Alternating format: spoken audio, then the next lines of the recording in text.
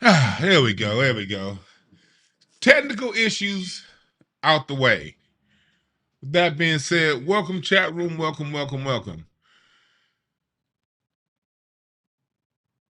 Does hip hop owe Latinos for their patronage? That's the question we asked today. Salute. I gotta give the name. Y'all be tagging me in a bunch of bullshit on Twitter, but I ain't tripping because keep tagging me. I know I was gonna talk about something else today, but I generally like talking about topics that piss me off. That's kind of how I run this show. That's why my show ain't all formal. That's why I don't have a dedicated set time. That's why I'll be late. If doing YouTube ever felt like a job, I promise y'all I quit the next day. This shit can't feel like a job. I come over here and have fun with y'all. And so part of my fun is running my mouth about shit that be like, oh, hell nah. And Black American Native, Black US Heritage on Twitter tagged me in this video from the community podcast. And I guess it was from last year. And then RC found the full video for me. And so I want to thank y'all for tagging me in the video, because it gave me something to talk about today. And I guess this podcast from about a year ago, there's a Mexican rapper that said that basically Black people owe Latinos.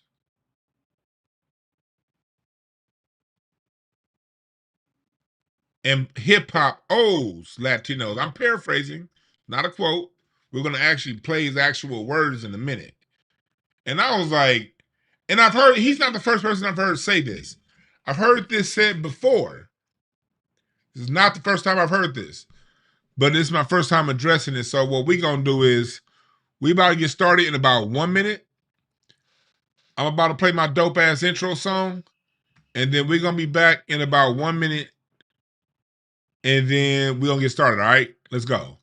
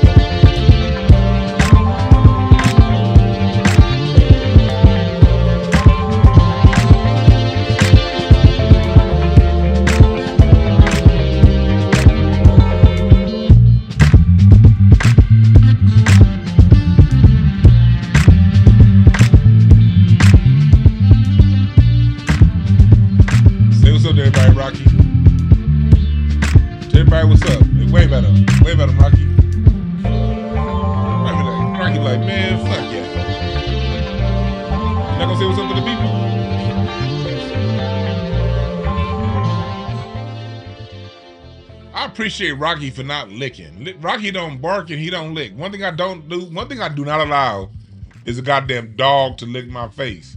Dogs be licking their balls. Hell nah. So I appreciate you, Rocky boy, for never trying to lick me in the goddamn face and for not barking.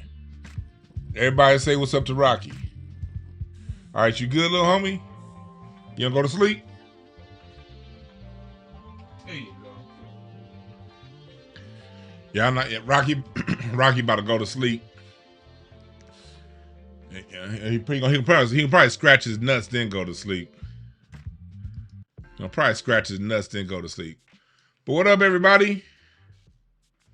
We about to talk about this. We are about to talk about this. before we get started, I don't have sponsorships from DraftKings and all them other places. So I got to sponsor myself on this show.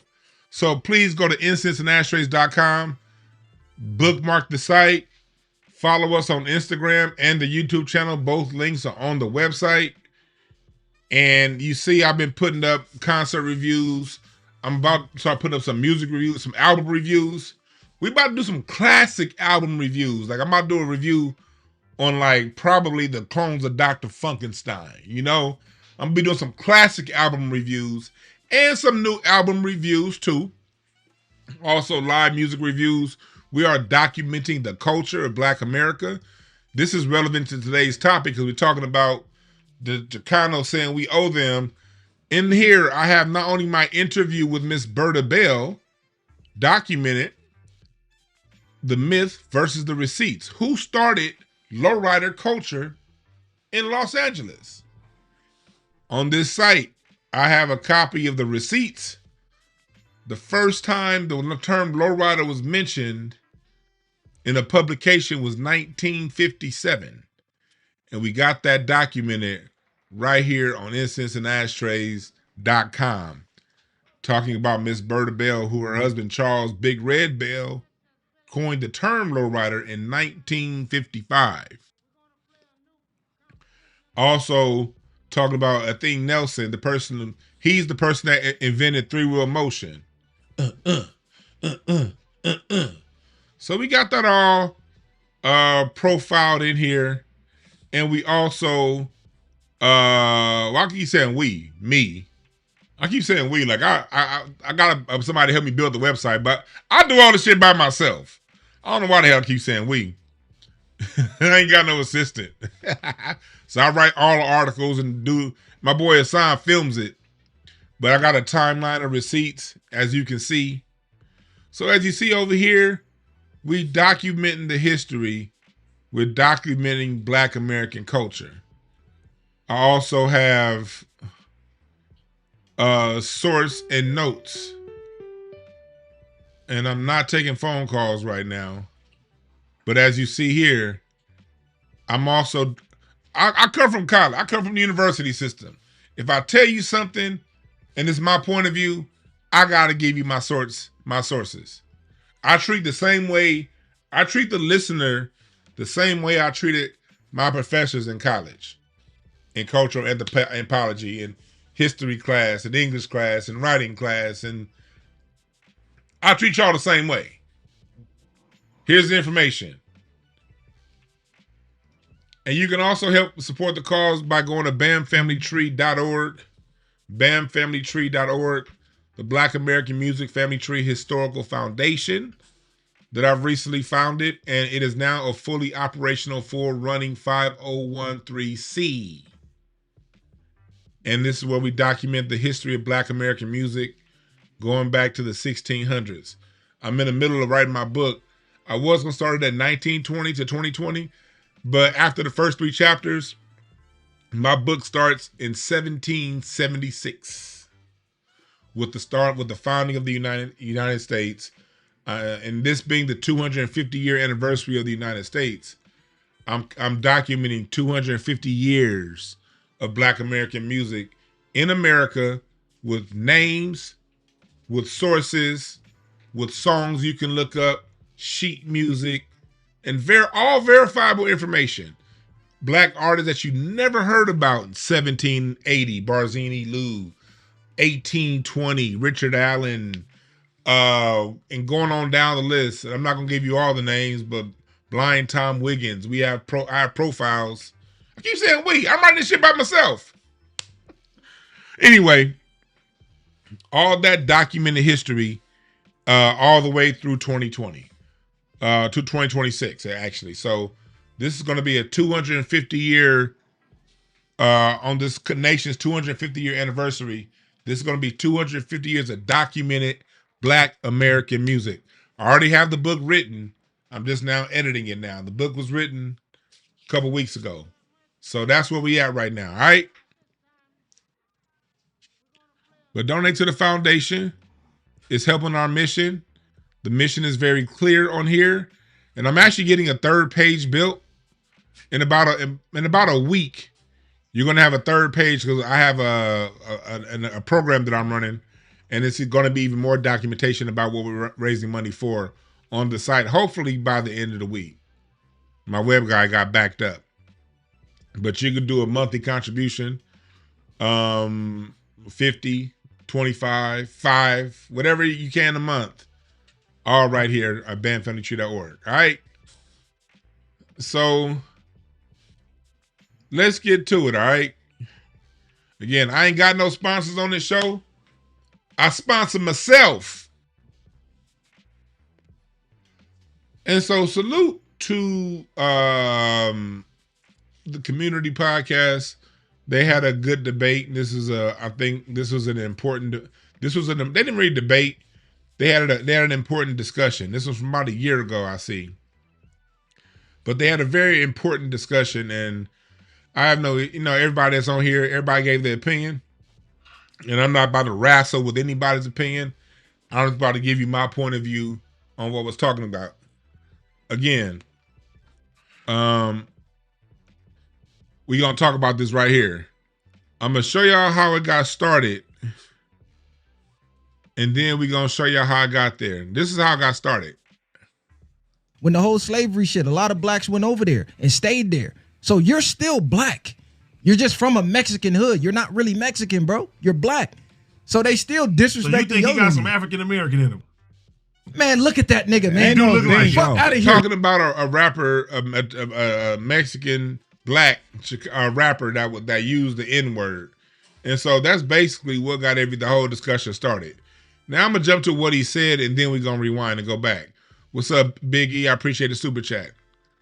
Let's go to what was said, and then what we're going to do is we're going to rewind and then break it down. Let me see. It was here we go.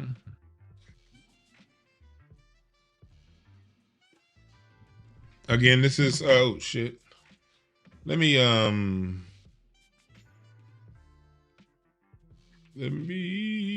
do this. I'm over here. Hold on. Your family might have been born in Mexico. Let me see here. Okay, here we go. Let me do this. I don't want to take. You never know. Sometimes podcasts feel funny style about you using their footage. I don't think they would, but I'm not about to find out.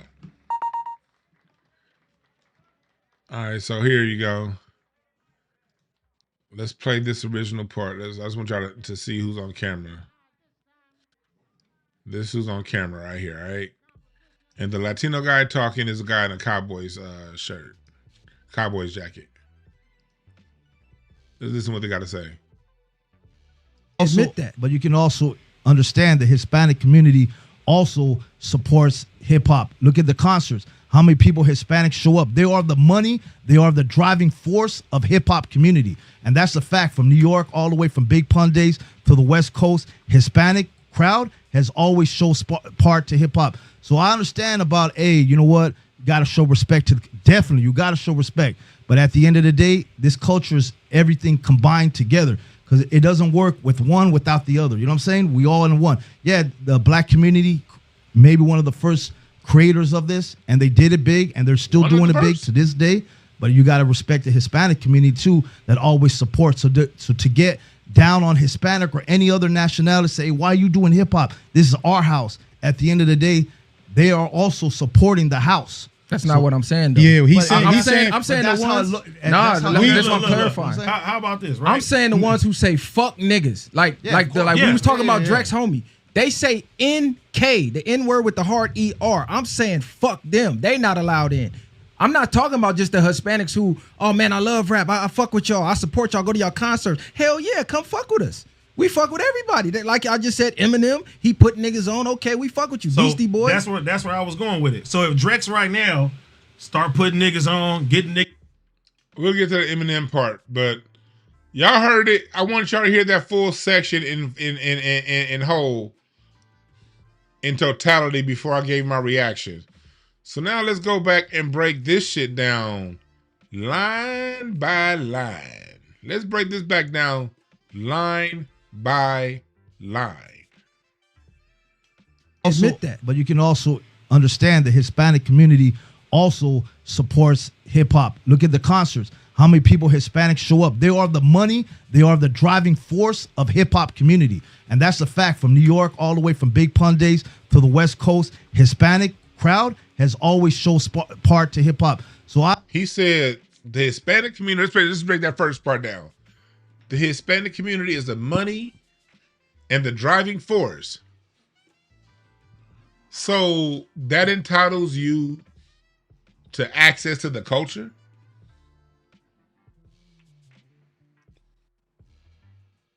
Black people are often the money and driving force behind Mexican restaurants. Niggas all be all up in El Torito. It's still your shit. And let's break that down even further. There are a lot of Latinos at black concerts in LA, in New York, not in Atlanta, not in Dallas, not in Houston, not in Sacramento, not in Oakland, not in Mississippi, not in DC, not in Charlotte, not in Chicago, nor St. Louis, nor Milwaukee. Are there a couple markets where, this is for you Latinos, are there a couple markets where it's a lot of y'all that shows? Yes. Still doesn't give you access to the culture. It makes you a consumer of the culture. It still doesn't give you keys to the culture because you dominate the audience in certain markets. Let's make that very clear. In certain markets. And the primary reason why you dominated there in cities like LA is because Black LA has been displaced. And black people who used to get county and city jobs who could afford tickets got displaced out of county and city jobs. So now they're living in the Inland Empire in Palmdale with a lower quality of job that we had back in the 90s, leaving a door for you guys to consume tickets. See, well, this is how we need to respond to something like this. You're not owed anything because you come. You got to understand, this is Black American music is like crack. That's that shit Kanye was talking about in crack music. That's the stuff 3000 was talking about in his freestyle on Love Below.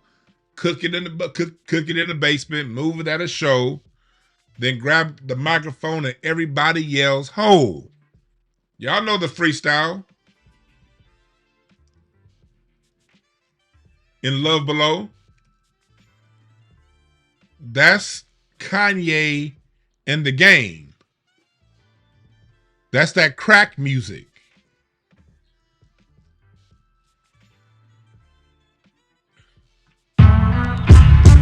That's that crack music, nigga. That real black music, nigga. Don't mind where Kanye is now. Let's just go back to where he was back then. He was telling you some real shit. The music is crack. People get hit. The Mexicans heard that Ice Cube. Man, they ain't letting that go. This is where if that guy who said that respected us as a culture, he would have said, "Thank you, black culture, for giving me some music that I can vibe to."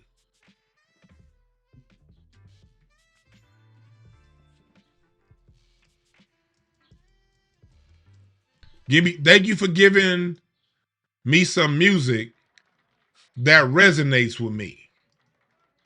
That's what he should be saying.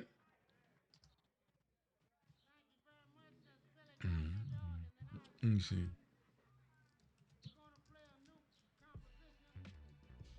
Because without black people, because it's like going back to his music.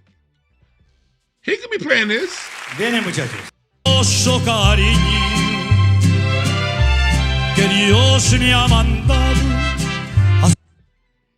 You got all day to be playing that. The reason why you are over here is because you heard this. See, your daddy was playing this. Ser destinado no más para mí. And then when you came to LA, you heard the homie down the street playing this. Tricks, sleep with the fishes, running from Lennox up at Venice. They wanna have me in stripes like you wasn't the reason why Ice Cube got pushed to the top. It was us. You wasn't the reason why that got pushed up there. It was us. Y'all only like music that we stamp as cool. Once we stamp it as cool, you like it. And it gives you something to listen to other than this. You don't, and there's nothing wrong with that music. I ain't tripping. Like, you know, that's whatever to me. You know what I mean? To each his own.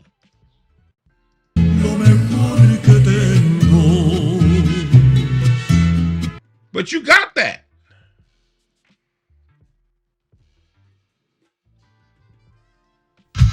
And then we coming with this. Oh, since we on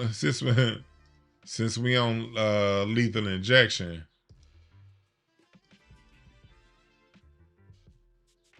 he's back right, bitch. I don't play that. I love that shit. Y'all know that song. So fuck you, bitch, and your copper tone, stringy hair, no derriere, frontin' and faking with your silicone pair. Cave bitch.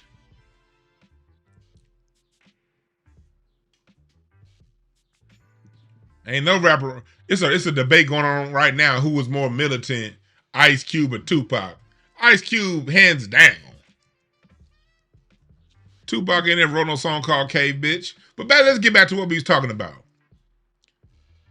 He's saying we owe them because they choose to listen to this. Break them. Because they choose to listen to this instead of this. Lástima que llego tarde y no. Nah, nigga, you owe us. That's the way. That's like black folks. We really gotta start seeing it that way.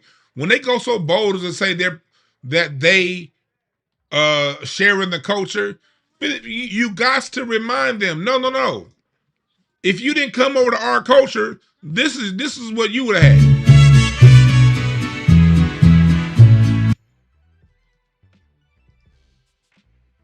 You got to stop that.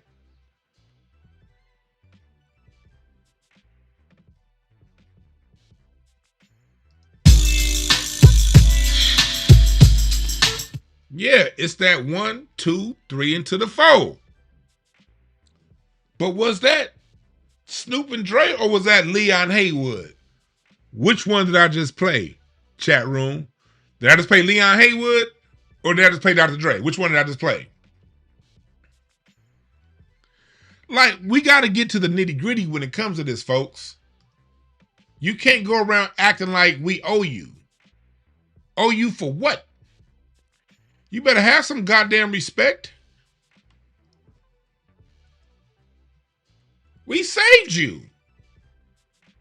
Not because I think mariachi music is bad.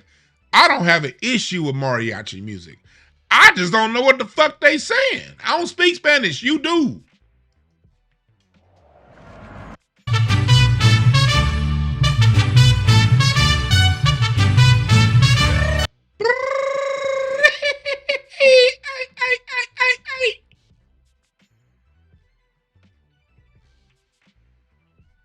So we owe you because we played this. Here we go, as the tune starts to look with the fat track. Salute to Battle Cat. Man, we don't owe you shit.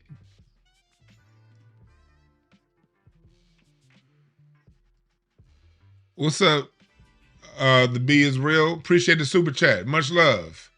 JG11 says, Marvelous Minds said, rap is ours. We claim it. Who's Marvelous Minds? Let me know who Marvelous Minds is. They used to be deep in Julio G's West Side Radio parties, right? They would be. Those are Julio G's parties, but Julio G is what? Mexicans and blacks don't really party together like that. They have their own hip hop parties. Not because we said so, because they segregate themselves. Black people tend to be very welcoming in our club scene. The Zuzu's Black American culture, of course. Yes, appreciate the super chat. Landmark. I had a conversation with Battle Cat last week. I gotta link up him. Oh, Patreon. Speaking of this, tomorrow I'm interviewing Kevin Slow Jammin' James, the DJ from 92.3 The Beat. Y'all remember Kevin? Who in LA remembers Kevin Slow Jammin' James? Who remembers Kevin Slow Jammin' James?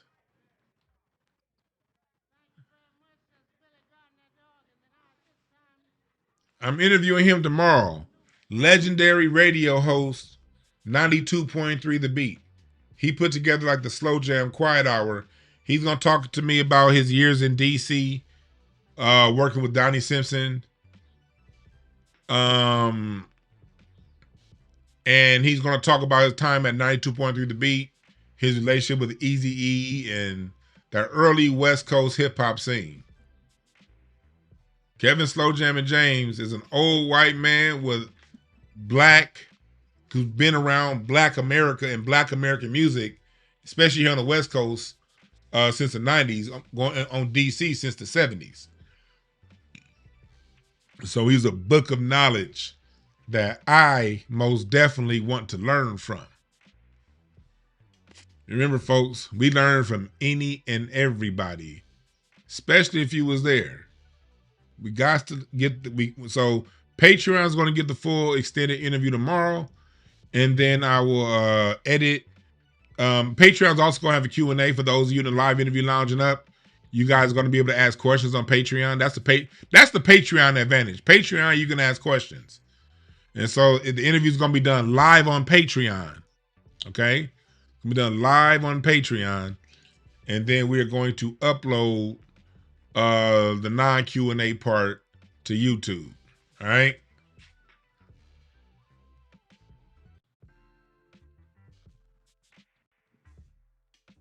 So we're gonna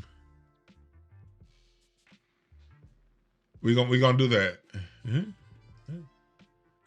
No, Free and Cali.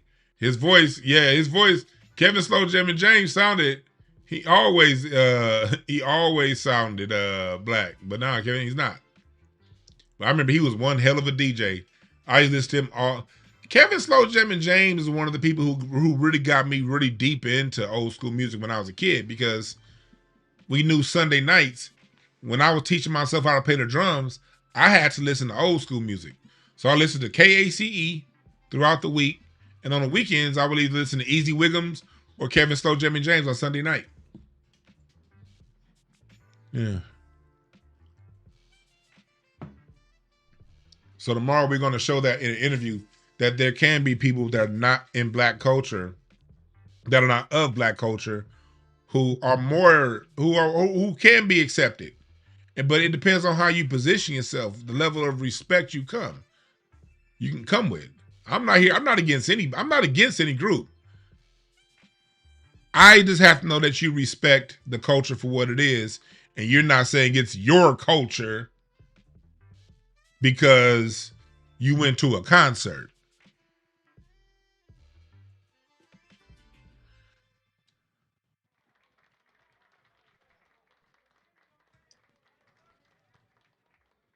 That's some bullshit. Yeah, rest in peace, sound engineer Bob Power. Baduism, a lot of those neo soul quote unquote albums what they call neo soul. Yeah, rest in peace. But that's what we got to understand as black folks. We create some stuff. Our music is crack music. It's crack music. Go listen to that song from Kanye. He wasn't lying. That's crack music. That real black music. The real black music is crack music.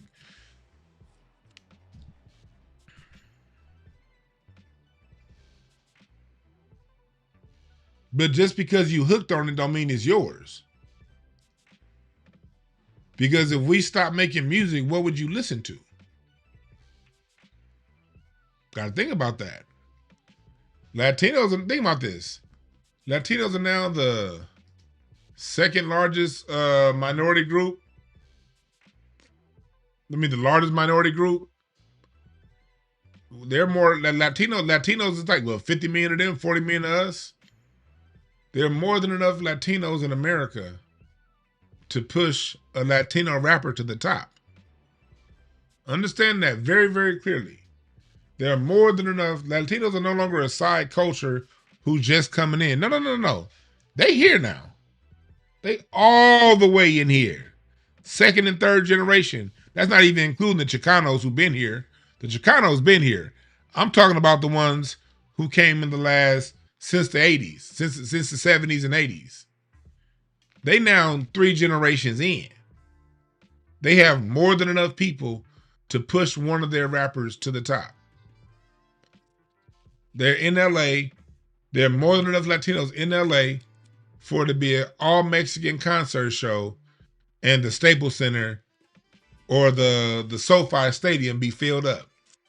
There's no reason why SoFi shouldn't be filled up on an all-Latino rap music ticket. If it's really your culture.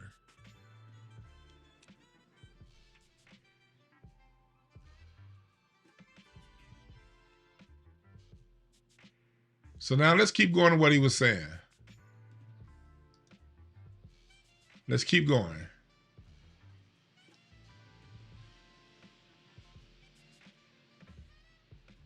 I understand about, you know what? You got to show respect to, definitely, you got to show respect. But at the end of the day, this culture is everything combined together because it doesn't work with one without the other. You know what I'm saying? We all in one. Yeah. He's saying hip hop does not work one without the other.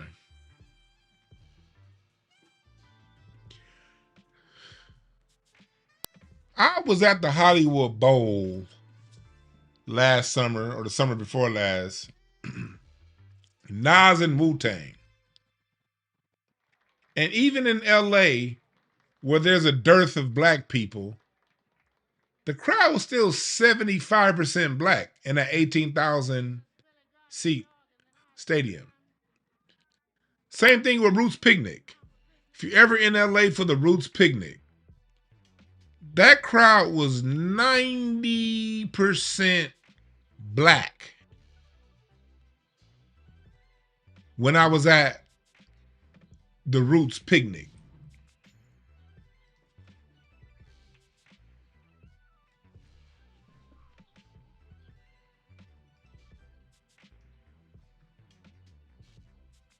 I go to hip hop spots all the time. When I go to the smaller venues, it's us in there. This is the Roots Picnic last year. It was other people there too. This is Roots. Ethan's up there. Yeah, we here. I got this in a way. This the Roots Picnic last year. This mean ass security guard. She see me every fucking year. She still be looking at me like I'm crazy. I'm here. Yeah, we up there. We're on the joint intermission. This is before the show even got started. This is the Roots Picnic before it got started.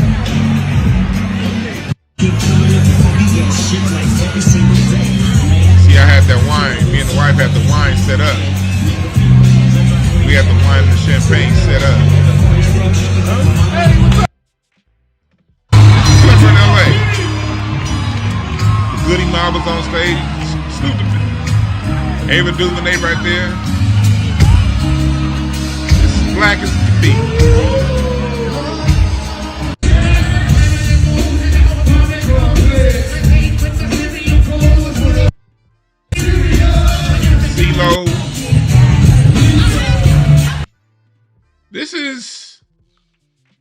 This was the youth. This was the class of '95 experience.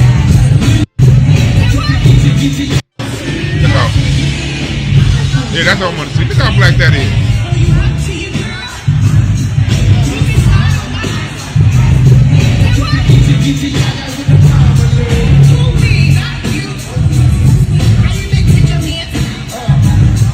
Such a beautiful experience. Such a beautiful experience. It was all culture. All culture. I don't think the Roots missed you. Although if you were there, welcome. If you had respect. It's the respect thing, man. That's the thing. It's the respect. It's the respect. It's the respect. It's the respect.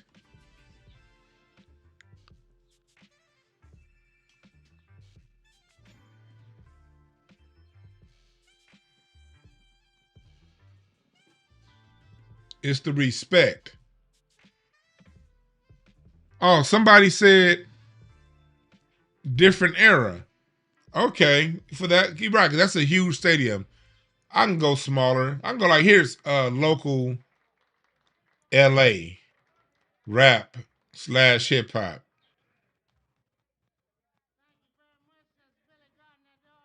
Where is it? Was it here? No, that's Robert Glasper. I don't feel like looking for that one. But just a couple weeks ago, I was at the Blue Note to hear Buddy. Buddy's a new up and coming act. He's been around for a couple years. But Buddy raps and sings. And he's the Gen Z hip hop. And Buddy had the Blue Note sold out. I mean, the newer and up and coming act. I can't find it. I can't find it, but it would take me too long to go looking through here. And I'm talking to y'all. Is this it? No, that's not it. Damn it. I wanted to show y'all when I saw Buddy at the Blue Note. Oh, here it is. Here it is. This was packed out. I mean, because our culture continues to grow. It continues to go. We got to stop letting people feel as if our culture was just some era. Ooh, if you go back to that one time in 1973 when Kool Herc had a party, shit. My daddy almost died. House exploded right before that Portugal trip. I was sick. Life changes in the flip of a switch. I'm still healing over shit I done did. I admit I'm still sinning, asking for forgiveness. God's my witness. Bullshit and ain't been living up to my potential. I'm still tripping. How'd I lose that Rolex presidential?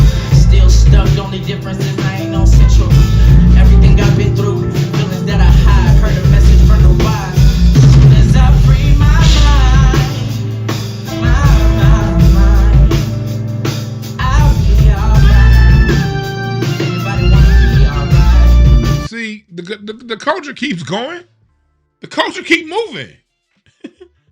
The culture's the culture. All them young Gen Z musicians, man, I'm so proud watching them young cats play music and sing. These cats in their 20s, I think that was the Don Brown collective of the musicians. Man, I was so proud to see them brothers up there.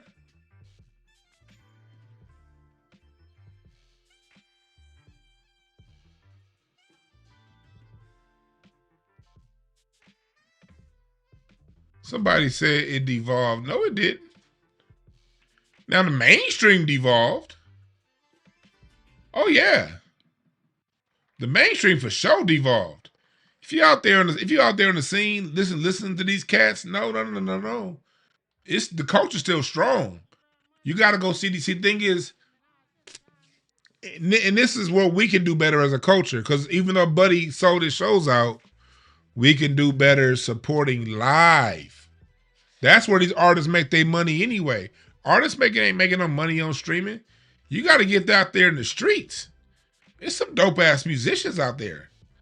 Musicians, rappers, singers. They out there, but you got to understand, the industry's not going to put them in your face. The industry want to give you that watered down shit. And the music has changed. Look at NBA Youngboy. People keep trying to fit NBA Youngboy in hip hop. No, NBA Youngboy evolved into something completely different. NBA Youngboy is a return of the blues. We got to understand that about that emo rap. That it has hip hop. Is of course it's infused with hip hop. Hip hop has been infused in everything. You got Battle Cat playing with Kamasi Washington. Hip hop is in jazz. Hip hop that's what black music does. We create new stuff and then we incorporate it. We go, as we keep creating, we'll go back and incorporate things that work and put that into the thing. NBA Youngboy is not a hip hop artist. He's not a rapper. He's a straight up blues artist. Travis Scott is a rock artist. They just do rock and blues with the modern instrumentation. It looks different because now the music is made on computers. So NBA Youngboy is doing blues music on a computer. It's not rap. It's not hip hop. But you see, that's also where the energy of the young folks is. We got to do a better job as adults paying attention to what the youth are doing and stop trying to categorize and box it in. You're right, he's hip hop and country. We got to do a better job as the adults of understanding that the kids, whatever, anytime you see that, when you see an artist on the level of NBA Youngboy and you see he's selling out basketball stadiums with no mainstream push, that's where you pay attention. Now, if it was somebody the mainstream was pushing like Drake or whatever, that's different. If you get flooded every TV commercial, remember Drake was on everybody's song. He was on Lil Wayne's song. He was on Erykah Badu's song. He was on anybody who was hot, Drake, Kanye. If you were hot, we couldn't, in 2010 to 2016, you could not go anywhere without hearing Drake on a song. And he would always fuck a song up. That's how he do that some industry shit. For NBA Youngboy to get where he got without industry push, that tells you the nigga's on to something. And I had to sit down and listen to him. And I had to sit down and listen and be like, okay, this ain't my vibe. It's not my vibe. I'm never gonna, after I had about a good 4-hour session with NBA Youngboy, just going through his catalog. Will I go through his music again? Probably not, because I don't like it. But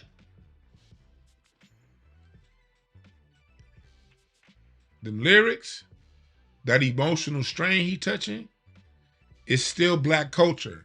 That's why black people, even though hip hop is our culture, we have to see hip hop as a continuum. Hip hop was the culture for Gen X and millennial youth. It's moved on. The same way the disco culture was the culture for our parents. The disco and funk culture. Bell bottoms and platforms and psychedelic looking shit. But it was still the same continuum. The bebop culture. Thick brim glasses, double-breasted suits. Before the bebop culture was the zoot suit culture. And the bebop culture came in as a resistance to the zoot suit culture. The bebop culture thought that the zoot suit culture was too loud, too flamboyant, and they were too appeasing to white people. So bebop came in as the resistance to the zoot suit swing culture. The same way hip hop came in as a resistance to the rhythm and blues 80s shag haircut culture. And now the NBA Youngboy, this emo culture, is coming in saying, fuck you to hip hop. The traditional. traditional hip hop sound. Kendrick's an old head. Drake's an old head. These cats are in the Southern Soul. These cats are in the jazz. I see a lot of them. I see a lot of these youngsters at these. The Gen Z is gravitated to jazz. I would say probably even more so than the millennials. Us millennials really resuscitated jazz. The generation behind us, they're liking it here in LA even more than we did.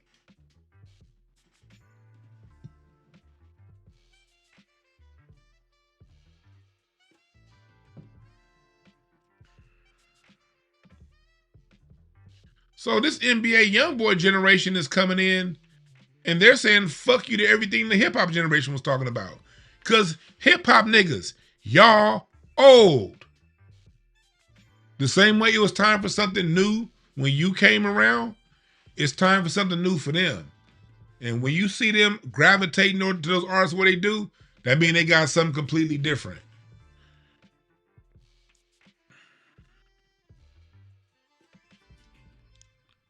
That's real talk, Go Gadget. It's a beautiful thing, man. It's a beautiful thing. Hip hop is foundational Black American music. Outsiders don't run our culture or dictate us. Don't it dictate shit to us. You right, brother.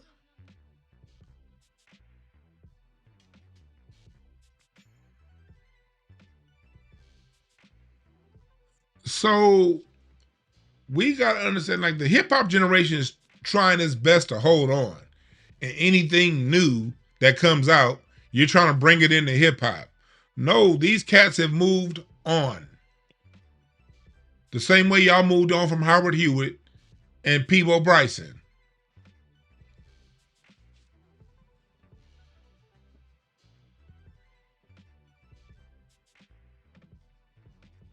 Somebody in the chat said NBA YoungBoy is not different. So what he's trying to tell me is this.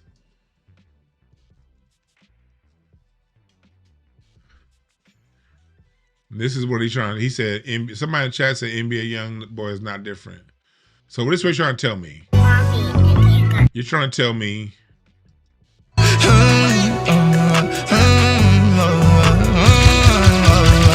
What you're trying to tell me is that is the same as this.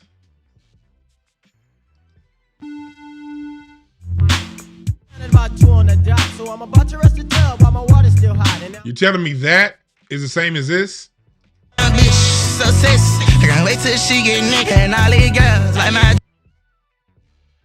What are we talking about here? I know I'm different and I know I have a different assessment of things than most people, but open your ears. You're saying this.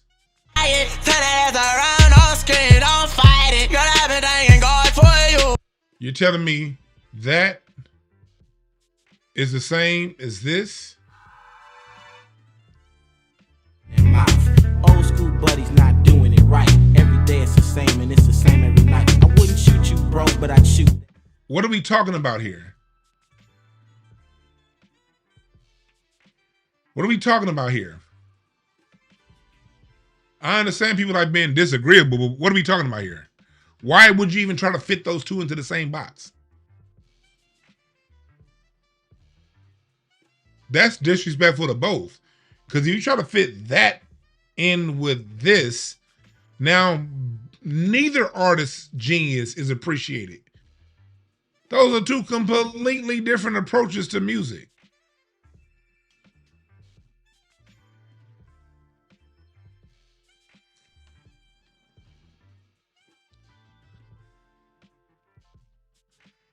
No, he doesn't sound like you can tell he's inspired by Lil Wayne, but even his music and Lil Wayne music is completely different. The subject matter. Listen to what he's talking. Listen to NBA YoungBoy's lyrics. Home don't feel like home anymore. His name never broke again. I'm never gonna be broke again. I need my home to feel a certain way. This brother's tapping it lyrically, content-wise. Let's put the delivery to the side.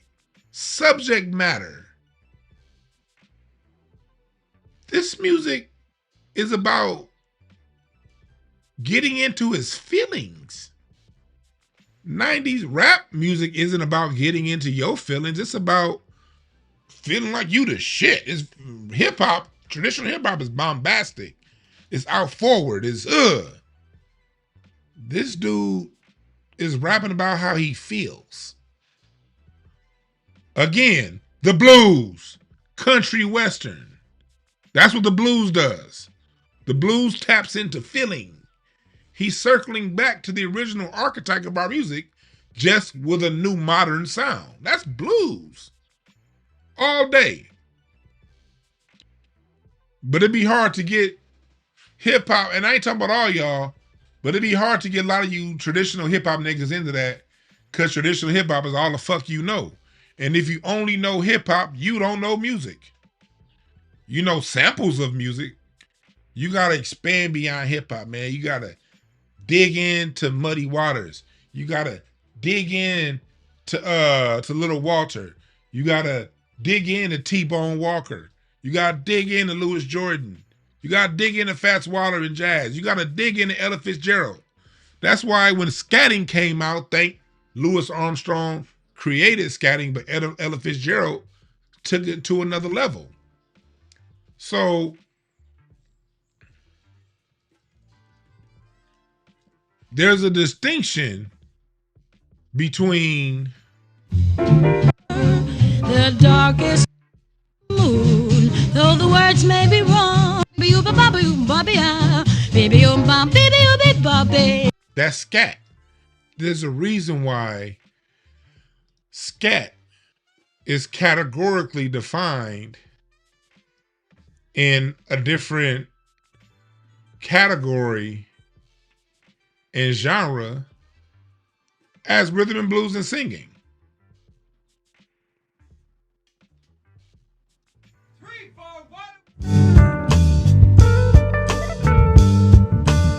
Take a little trip in your mind and that's categorically different than. So why is it that we can acknowledge it when it comes to the old schools that these are defined in different lanes, but when it comes now, you're trying to put everything in hip hop? Hip hop, get over yourself. Because you can't, because now that shit Ray Vaughn is doing, that's hip hop. You can't compare NBA Youngboy to Ray Vaughn. Ray Vaughn is still doing hip hop. Rap music. Remember, hip hop is just rap music. That's all it is. It's rap music. AZN for a podcast. I treat more like orders from Timu. You'll get boxed bad when it. That's way different. That's a completely different groove, a completely different thing than Travis Scott. side when they pull up, they give me loose. Yeah, jump out, boys. That's Nike boys hopping our coast. Like we gotta be open. Black people, we gotta be open. Like all of the genres are ours anyway.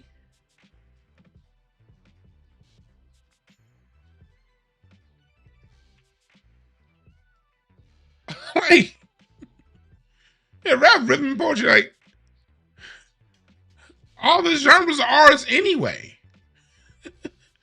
You gonna confuse the fuck out of somebody with listen to what's not Travis, what's that? I see his face with all them fucking antennas coming out his head. What's his name? What's that motherfucking name? His hair funny. Not Travis Scott, not NBA Youngboy. What's that nigga's name? I see his face. He look like the devil. What's his name?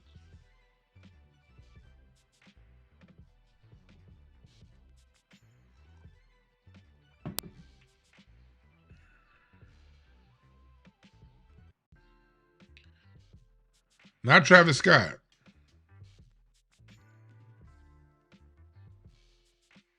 Not Travis Scott. Not Kodak Black either. Yeah, Uzi Vert. Yeah. Uzi Vert. Lil Uzi Vert.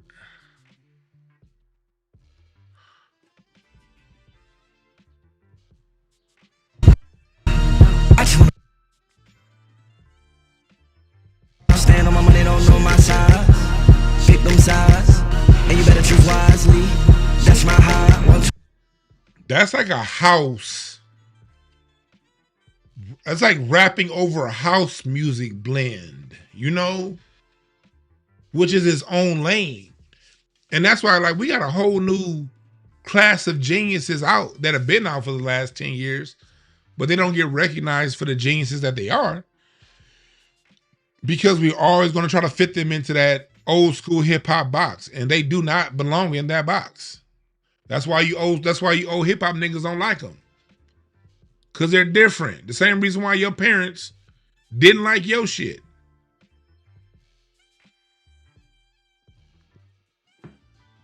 Ain't none of this music, including hip hop, as good as rhythm and blues from the 70s. Fuck anything you're talking about. 70s R&B, 70s acid jazz is the highest level of music ever created, bar none. Gotta remember, hip hop was a step down from what we had going on in the 70s. It's a compromise. The industry stopped funding live bands and stopped putting music in school so you can learn music. So since we couldn't learn music, we had to go back and mix music that was already made.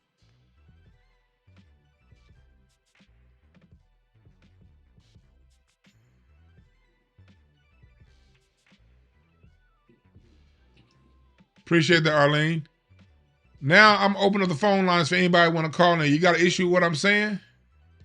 Call in. But this showed you this is our overall culture. We don't owe any other group anything. We don't owe nobody nothing. If you want to listen to it, fine.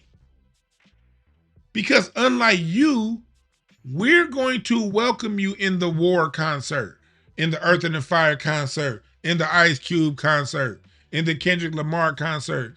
You won't have to worry about hostility versus when black people come around your culture. Y'all ever notice other cultures, when we come around their stuff, they get on cold? Or what they think is theirs? They get on cold real fast when we come around, when they think they created something. They have hostility for us. They looking at us like, what the fuck are you doing here? Hell, I remember I went to the Orange County Fair. This is like right before the pandemic. It was an old school concert. It was like an old school R&B concert. And since it was in Orange County, it was mostly Latino. And they was looking at me and my wife like, why y'all here? I'm like, bitch, Kool and the Gang is performing. That's why I'm here.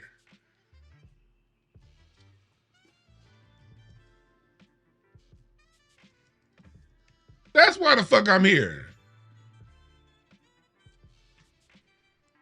And I'm here to see. Matter of fact, why are you here?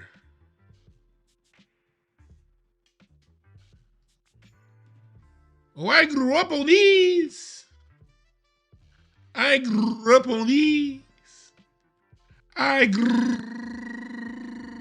up on these. Fine. Let's have a good time. But I came to hear. I'm coming to hear this. Not too long ago. But it's 95% Latino, and I'm like, the fuck? But when I saw Kool and the Gang later on that summer at the Hollywood Bowl, and it was mostly black, the Latinos that was there, we was like, hey man, it's all good.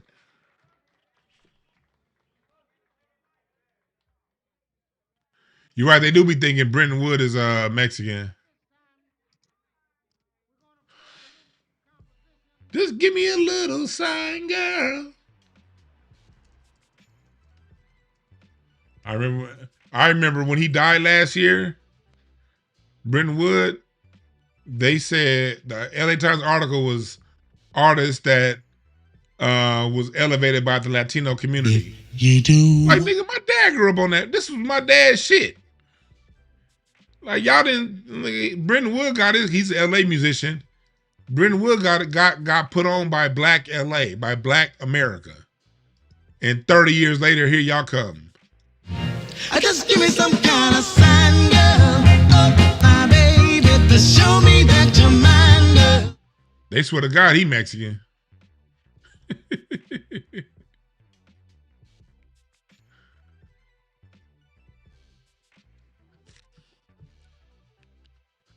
Hey, D-Ho, call. You got a lot to say in the chat. Call in.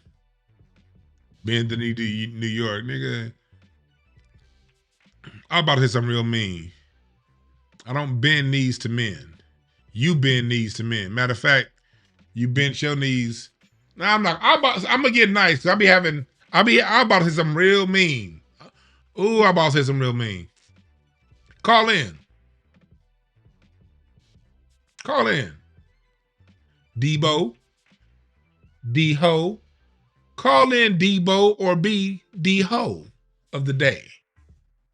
Your choice. Call in 323-705-5150. 323-705-5150. Well, if you don't call in, you're going to get booted. Which one do you want? Yeah, New York ain't do shit. New York is almost as bad as these Latinos. You got every fucking element of hip hop from Black America, and you want to act like it was you the one that put it on, that created it. No, nigga, no, stop it. Rap music being here, DJing being there, the breakdancing was, the initial breakdancers were breakdancing to funk music because hip hop didn't create no goddamn music. So what records were they spinning? Funk, nigga. Yeah, don't be a hoe. Call in.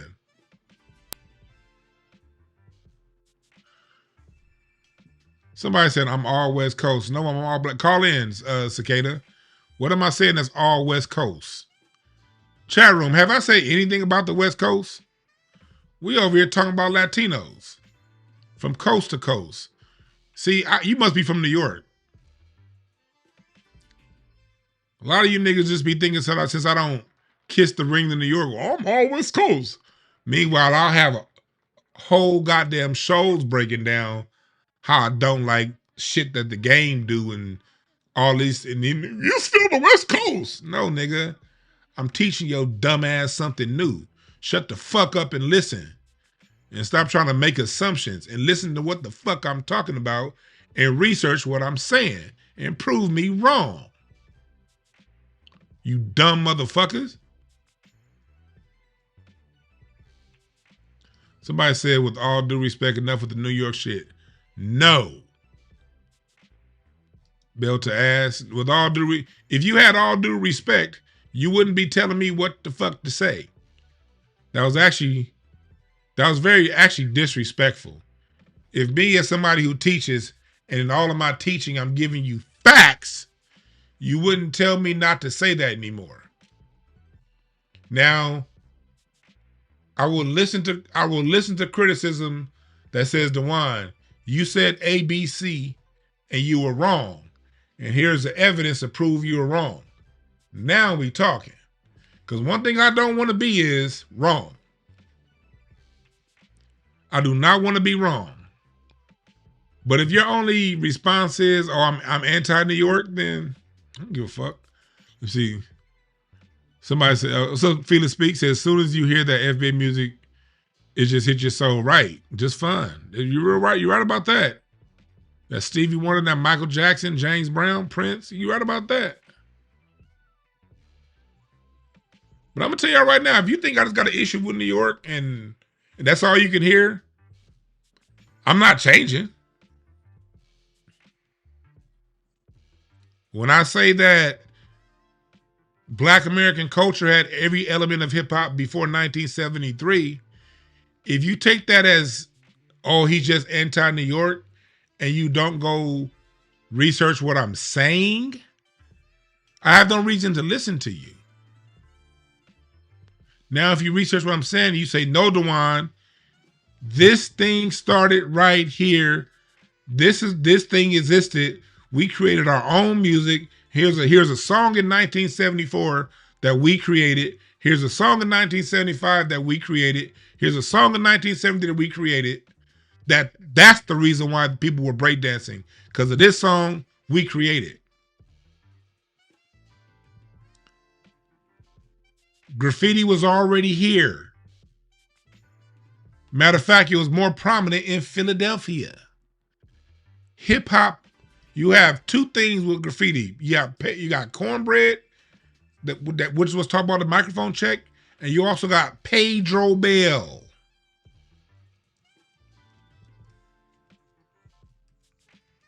Pedro Bell. When it comes to the graffiti writing that is known as hip, because we're all inspired. We have a cultural lineage. When it comes to that block style writing,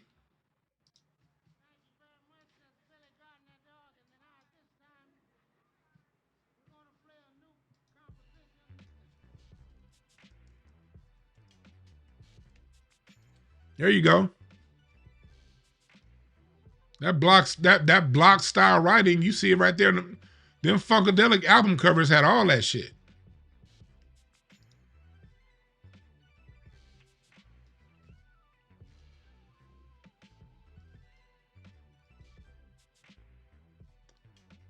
All y'all gotta do is listen to documentaries.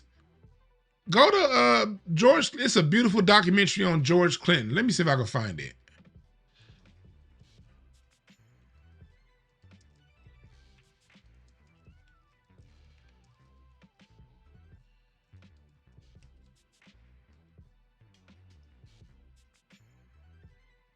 Thing is this one, Tear the Roof Off.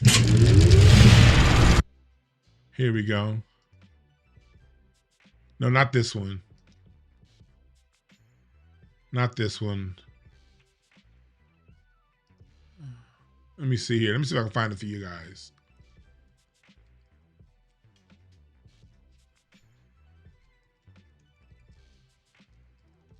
Because all you gotta do is listen to the forefathers.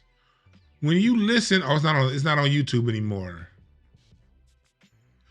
It's a PBS one. When you listen to the interviews from Africa Bambaataa, you hear Africa Bambaataa talking about the Zulu Nation being a direct carbon copy of the Funkadelic universe. The way George Clinton had the Funkadelic universe with the one nation, the way he had the different tribes all within the Funkadelic nation. Africa Bambaataa says himself, he got that whole idea and formation from George Clinton and Parliament Funkadelic. Kool Herc says he got the music and the ideas from James Brown. And if you knew music, you'd understand. The whole idea of playing just a vamp and not having a chorus, just a verse, James Brown is the one that reworked the math on that. The whole idea of just looping in, when James Brown came in with his shit, James Brown is the one that redefined and changed the rules of music. You dig what I'm saying? When it comes to DJ culture, this is how anti-New York I am.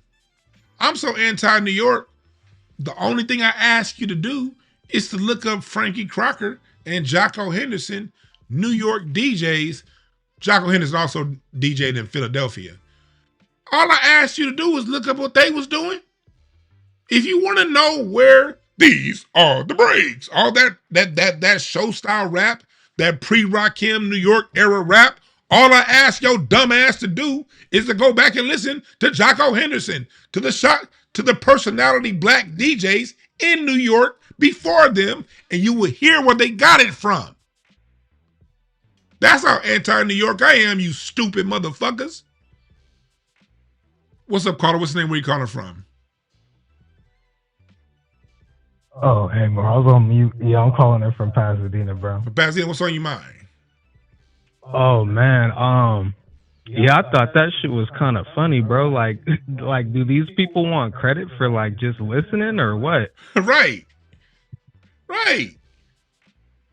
Right. Like they want credit for just being at the party. And that's the insult. Like, we'll omit all the racist shit, but let's give them credit like they made this shit because they like it. You feel me? Right. Right. Oh, because you like it. Forget that y'all like saying the N-word out of turn. Forget y'all call us mayates.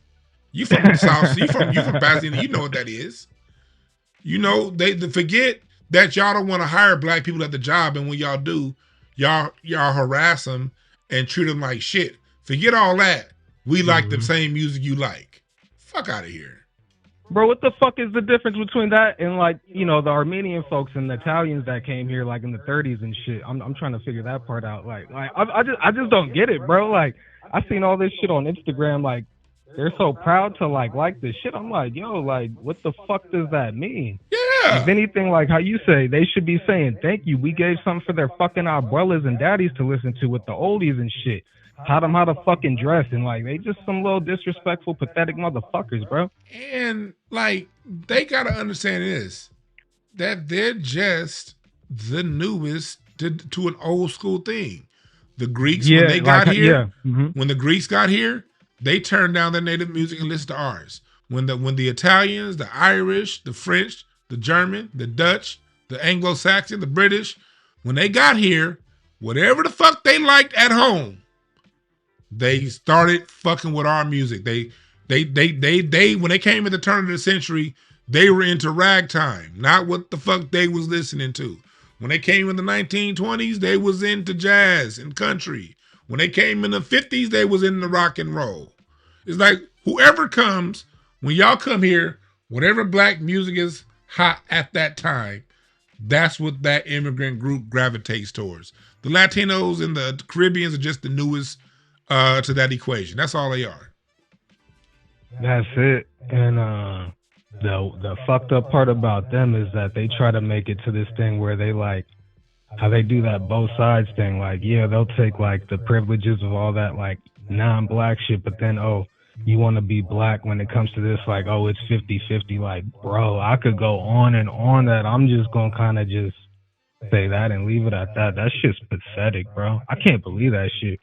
Like the fucking nerve, bro. That's all I could say. Yeah, man. Thanks for giving us a call, brother. You're right. Yeah, like, see, I'm saying I am pro-truth. And if I got to make you feel a certain way, then you just got to feel a certain way. But I'm not about to sit here and, like, y'all New Yorkers, y'all take it mad, but y'all don't account for the fact that New York hip-hop doesn't include anybody else in the equation outside of hip-hop. What am I supposed to do? Just kiss y'all asses and say that that's cool? No, fuck you. Too Short needs his due. Scarface needs his due. Arabian Prince, Egyptian Lover need their due. And if y'all gonna write them out the history and then promote and say, well, from Spike Lee on down, well, the Latinos was with us and the Puerto Ricans was with us, then no, fuck you. And I don't hide that. No, I don't. Chicago needs its credit, especially with hip hop being such a genre that borrows everything from the genres that came before it. Hip hop did not do the groundwork, the hard work of creating something that we ain't heard before. It remixed everything we heard with a sound of music that's been in existence since we've been singing, and that's called rap. We've always rapped. Listen to Louis Jordan in 1946 rapping. What's up, caller? What's your name? Where you calling from? Hey, brother, how you doing, man? It's different, man, from Illinois, East St. Louis area. I'm good, man. What's on your mind, brother? That's crazy on the interview, bro. That is diabolical, man. Like, really? Right. Saying that we should be helping them? Like, bro, it's just like what you said, man. They mad disrespectful. That's why they getting deported out here the way they is. Mm-hmm. Like, they disrespectful as hell, man. Like, come on, bro. Like it's just not them. It's the same thing with the Jamaicans too. They up there was talking all that crap, but they was copying off of Charcoal Energy. Their OGs was copying our OGs. But yeah, but when it comes to them, they don't want to give nobody credit. They want a culture vote off of everything. That's why, man, like, soon to come to a lot of black people, we just staying out the way. So all this stuff going on with them being deported, it's like, it is what it is. I hate the ones that's cool that's getting deported. But the ones that's not cool, get them up out of here. Right. Hey, right, bro. Like, ain't nobody was saying this in the 90s or the early 2000s. Nobody. This is crazy. Like, nobody was saying this. I don't know why they going so hard for something that's not their culture. It's not yours. Right. It's not yours. And and that's real talk, man. But that's a call. It's not. All right, dog. No. Look, the culture is Black America. That's the culture. The culture is Black America.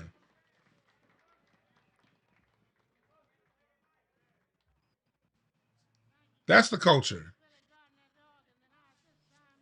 The same reason why New Orleans, although New Orleans is a spark for what we know is jazz, people like New Orleans don't go around saying that the only jazz that exists comes out of New Orleans. They don't always have to remind you, well, ain't nothing without New Orleans. No, because New Orleans people are actual fucking musicians, and they understand that when it got to Kansas City did something different with it that New Orleans didn't do. When it got to Chicago, when it got to New York, everywhere the jazz went, it created itself in that current environment. And New Orleans is secure enough within New Orleans to not have to remind the whole world that all this shit. New Orleans knows how to just be like, all right, cool, yeah, y'all know we created it, but look, this is all ours. Same thing, R&B was born in Los Angeles. If y'all want to get technical, R&B and disco were both recorded in Los Angeles first. Debate me. Do you see us going around talking about something? Now, you know, every time you hear a house music beat, that come from disco, and disco come out of LA culture. No, it's Black culture, you fucking idiot. What's up, caller? What's the name where you calling from? Hey, what's up, Dewan? This is Thomas. What's up, Thomas? What's on your mind, brother? Hey, man, I think everybody's missing the point where people are all these other cultures that try to steal our music. They're not trying to steal our music. They're trying to steal our soul. Mm-hmm. That's real. Because that's if you realize it, a lot of it comes from gospel music. Like I grew up in church, my daddy was a preacher, and when people would catch the Holy Spirit, that was something that you felt. And our music is something that you feel, and something that it can't be duplicated by anybody else because they don't have the spirit of the soul music or the spirit of hip hop or jazz music. Every music that we have has a spirit of us in it, coming off the plantations, man. We was on the plantations creating music. So people don't understand that God gave us a spirit too, and that's our gift that no one can steal. And I think people get jealous of that. They trying to figure out, like the Sinners movie. You want to come in, you want us to invite you in, but and when we don't invite you in, you get mad and you try to tear it up. So we are spiritual people from foundational Black Americans. We got different spirits even from Africans, different from Africans. So when we created jazz, blues, hip hop, every music that we created, we dropped a little bit of our spirit in it, and that way no one can duplicate it. Let me say it like this, because we're still working on my documentary on gospel music. Been working on it for 2 years now, taking forever. Salute to everybody that donated, but we still working on it. Look, the soul is the core component of the music. Everything is just everything else, because their genres exist and they don't exist at the same time. There's only one genre. The core genre is the Black American soul.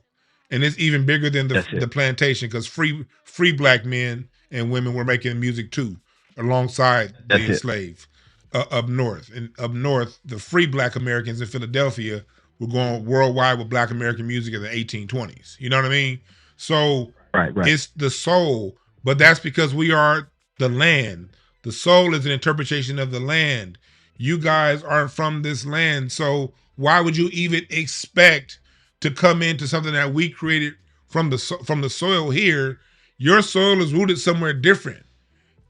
I can't expect to go to your soil and do what you do better than you. That's just a stupid ass expectation. To go to somebody else's soil and expect you to know that earth, know that ground, and know what to get out of it better than somebody who's been there for hundreds and thousands of years. This is our music that we created, minding our own fucking business. That's what we got to realize, brother. We make our music minding our business. We're not making this so the people in Mexico or Brazil like it. We making it so we sound better than the nigga down the street. And in church, we want the most competitive environment you're ever going to get in music is at a church music revival. That's more competitive than anything you're going to get. And like the Greater Ebenezer and the First Mother Missionary Baptist Church, these motherfuckers like that. I've been in those 6-hour-a-day rehearsals because we gotta wax that church down the street. That's our music. Yeah. And then sometimes from there, we choose to express it through country. We choose to express it through blues. We choose to express it through funk, through rock, through R&B, through hip hop. Which vein we choose to express it through depends on how we feel. If you listen to Prince expressed Purple Rain was a country western song. That was him doing country western. When you listen to Pop Life, that's backbeat funk. You know what I mean? But it's still coming from the same soul. So that's what we got to realize when it comes to these. You hit on the core component of our music is the soul.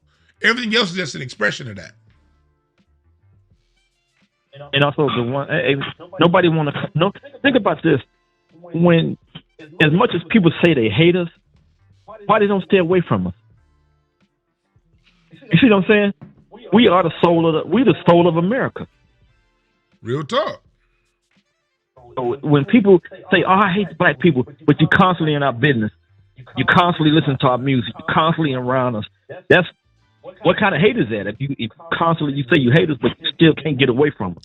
You won't leave us. Like we want to be left alone as black people, but every time we look up, here come a different culture. Hey, it's us. Here we come. We're gonna come to steal something. Right, man. From y'all guys. You know what I'm saying? I got a plate in the bag, but no food, no money to put in on it. But I gotta take this other call, dog.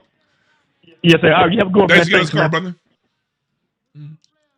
See, people y'all will call me a hater for expressing when y'all talk about when I say that all of the elements of hip hop are already in existence before 1973. Y'all will come in and call me a hater, but I'll prove it to you.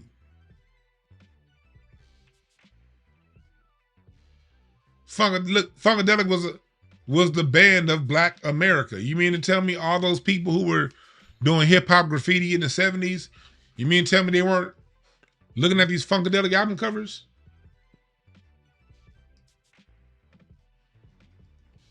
Just watch documentaries. That's all y'all gotta do. Listen to Kool Herc. Listen to Africa Bambaataa. They'll tell you who they got it from, especially documentaries done in the 80s and the 90s.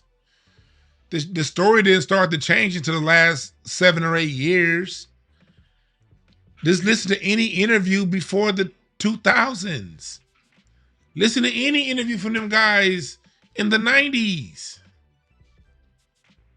That's all. That's all I did. That is literally how I drew my conclusions. I drew my conclusions from listening to the people. And now I'll repeat what they said. Y'all be like, "Oh no, you just hating on New York." Oh yeah, fuck you. What's up, caller? What's your name? Where you calling from? Hey, Dwan, brother. It's Chris from Chicago. Chris from Chicago. What's on your mind, brother? Hey, I want to know, what's your opinion on the rapper Twista style? Do we do rap or sometimes he be doing like, I don't know, rock or something? Because I don't know, but I guess the way he just energize you or something. Maybe heavy metal or something. Kansas City rap. You know what I mean? Kansas. You said Twister, right? Right, yeah, Twister. Yeah, he got his own. You know, it has a rock. It's a rock fusion to it. You know what I mean? That's what we got to realize. See, we got to realize these genres are very, very, very loose categories. They're not that tight. Genres are not as strict as we make them to be. And I think I need to do a Patreon on this so I can really break this. So I can really play some music and break it down. But genres are not as tightly as we make them out to be. They're not. They're very loose. Okay, I get. The reason why we need this genre category is when other people come into our music, they generally find one sliver of what we do and get really good at it. That's what the Rolling Stones did. They found one sliver of Chicago blues and got really good at it. They need genres, you know. You'll get them as a you'll get one like a Dave Koz that finds one sliver of modal jazz created by that descends from the Miles Davis tree of cool jazz. They'll find that one sliver of modal jazz and they'll be really good at that. But they can't funk. They can't. When you listen to Dave Koz band try to funk, you're like, whoa, the fuck are y'all doing? We, on the other hand, you can have James Brown, but James Brown got jazz music too. You know what I mean? Because it's all expressions of the soul. Oh, okay. All right. Hey, one more question, bro. Hey, would you consider, I guess, basketball is, I guess, more so, black culture, I guess you could say, in a way? Basketball.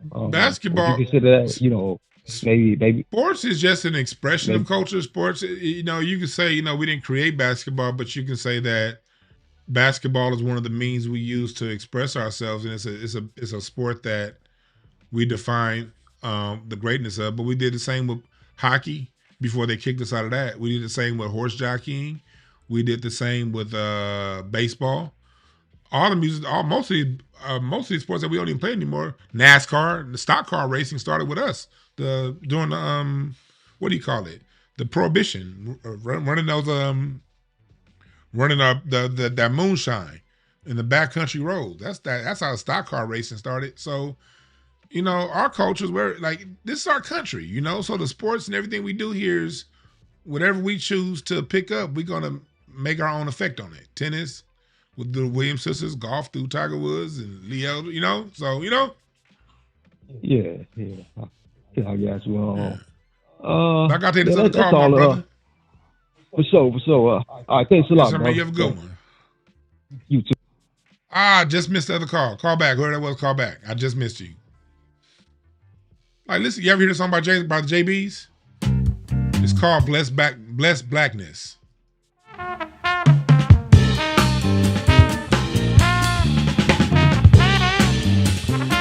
That's a bossa nova feel. That's a bossa nova jazz feel, but that's done by the JBs on the same album as is. Hey, Bobby.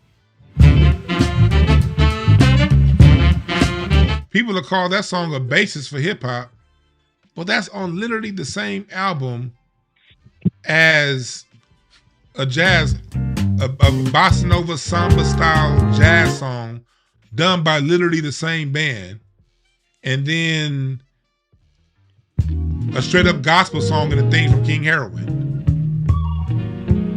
You get gospel, funk, bossa nova, samba on one album by the same band. Because we created bossa nova. Bossa nova is Brazilian chords mixed with Black American melodies and Black American instrumentation. Because the Brazilians were the first group to pick up the drum set outside of Black America. Black America created the drum set. Brazil was the first country outside of the United States to pick up the drum set. And out of the drum set, that's how they got their samba and bossa nova sound in the 1930s and 40s and 50s. So when we as Black Americans decided to go back and do some bossa nova, I'll be right to you, caller. When we decide to go back and do that, even though it's not a primary genre that we stay on, when we decide to do it, we do it better than anybody else. Y'all know this song right here called Soul Bossa Nova by Quincy Jones.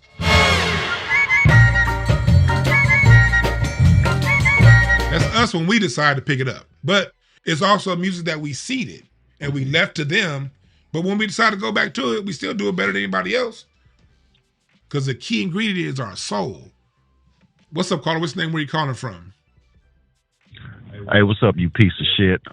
Oh, what the fuck am I over here answering your bitch ass call for with some respect? Fuck you. Because you know better. That's why.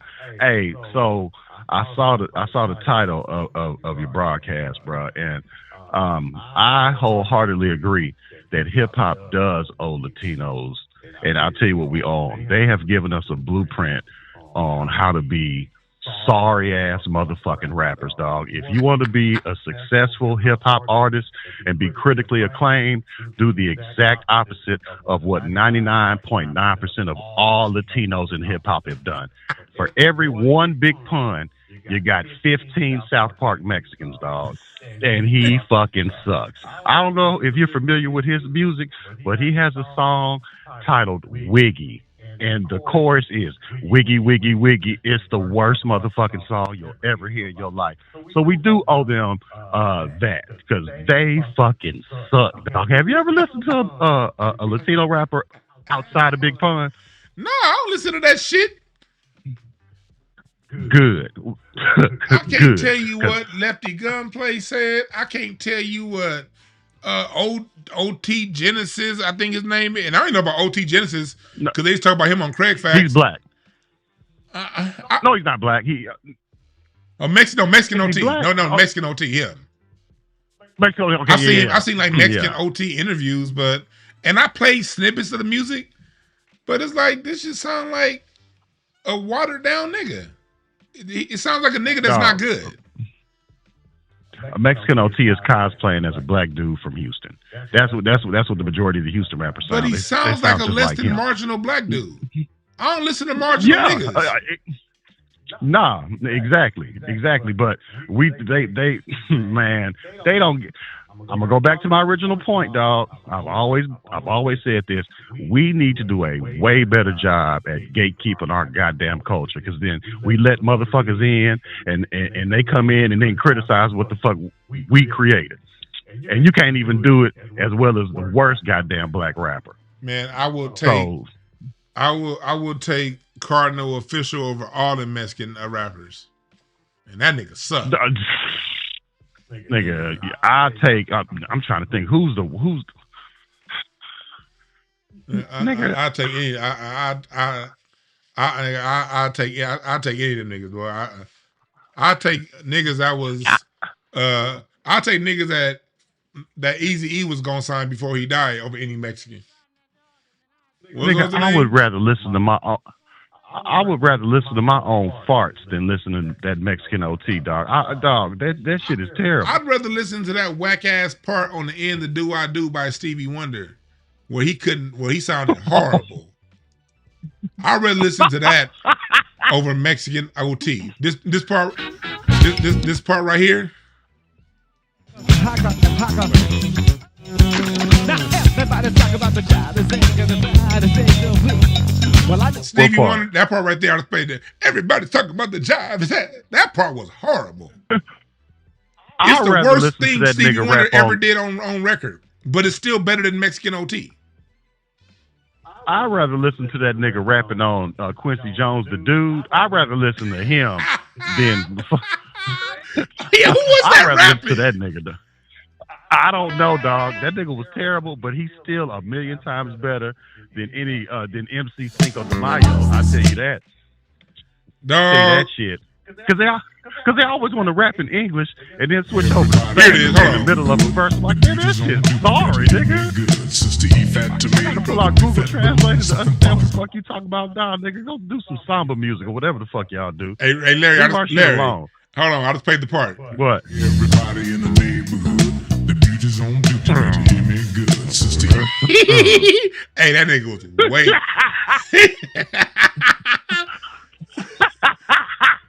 Dog. That shit was sorry. Dog, that part, remember back in the 80s when they made the singers rap in the 90s? That part where Shanice had to rap on I Love Your Smile is better than Mexican OT or whoever that Mexican dude was on that show. State of depression, and then the thunderclouds of doubt. Man, that shit, nah. And you could always hear like their accent in it, kind of, and it sounds sorry as hell. Like, man, nah, MC Quesadilla, stop. I'd rather listen to Bobby Brown rap on a Ghostbusters song, nigga, than any of that shit. Oh yeah, no, but Bobby didn't sound that sorry. Now, I mean, it wasn't just trash, but it wasn't like. What I'm saying is he's not a rapper, and it still was 1,000 times better than anything I'm gonna hear from them. That's what I'm saying. Oh no, I agree wholeheartedly. I still kick your ass. Watch your tone when you're talking to me, Larry. But dog, I agree. Nigga, I will uppercut your bitch ass into 2027. You won't do Nigga, shit, but I'll treat you the same way the United States treating your home country, Iran, bitch. And you gonna be done ran from these hands. Oh, okay, man. That's gonna be your name, nigga. Yeah. You ran Barkley, nigga.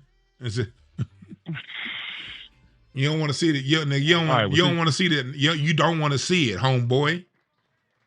Man, I'll kick your ass, Butterbean Brown. I'll beat the shit out you, boy. Nigga, I grab your beard and tie them hoes in the dookie locks, bitch. How would you do that? Nigga, I'll give you them Judy Winslow hair braid. I'll tie your beard to one of them Judy Winslow dookie braids, nigga.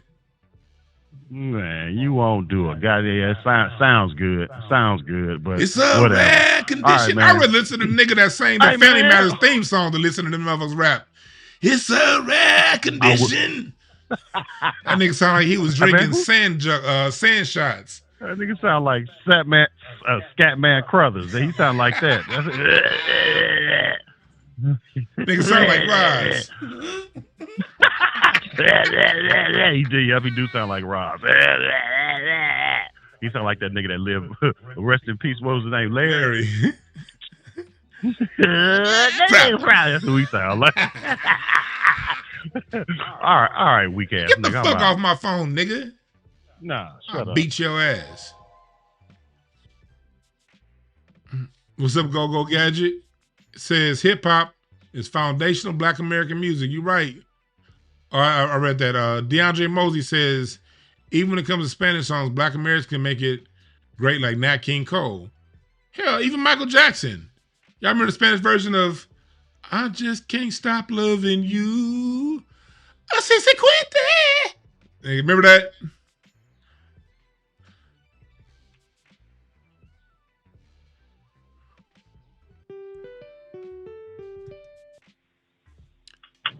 What's up, Carl? What's the name? Where you calling from? Manette. Yes, sir. What's on your mind? Hold on a second. I accidentally started using this is Lorenzo calling from South Carolina. Lorenzo from South Carolina. What's on your mind? Yeah, I just had a question. From to your knowledge, would you say that that Kool Herc, African Bambaataa, whoever the other third guy was, would you say that they even constructed rap music into the format that we're used to, or do you think or know that the loop-to-loop was already being done? Because I think that's a major part of what we identify as rap music, just that beat playing over and over again. That's a great question. Let me answer that for you. What the loop-to-loop is called in musical terms is a vamp. It's just a vamp. Okay. Vamps have been around. Remember, if you listen to Kool Herc, talks about, he said, when I noticed when I looped the music, the crowd responded. Well, the question is, okay, why did the crowd respond? Because black music has been vamping.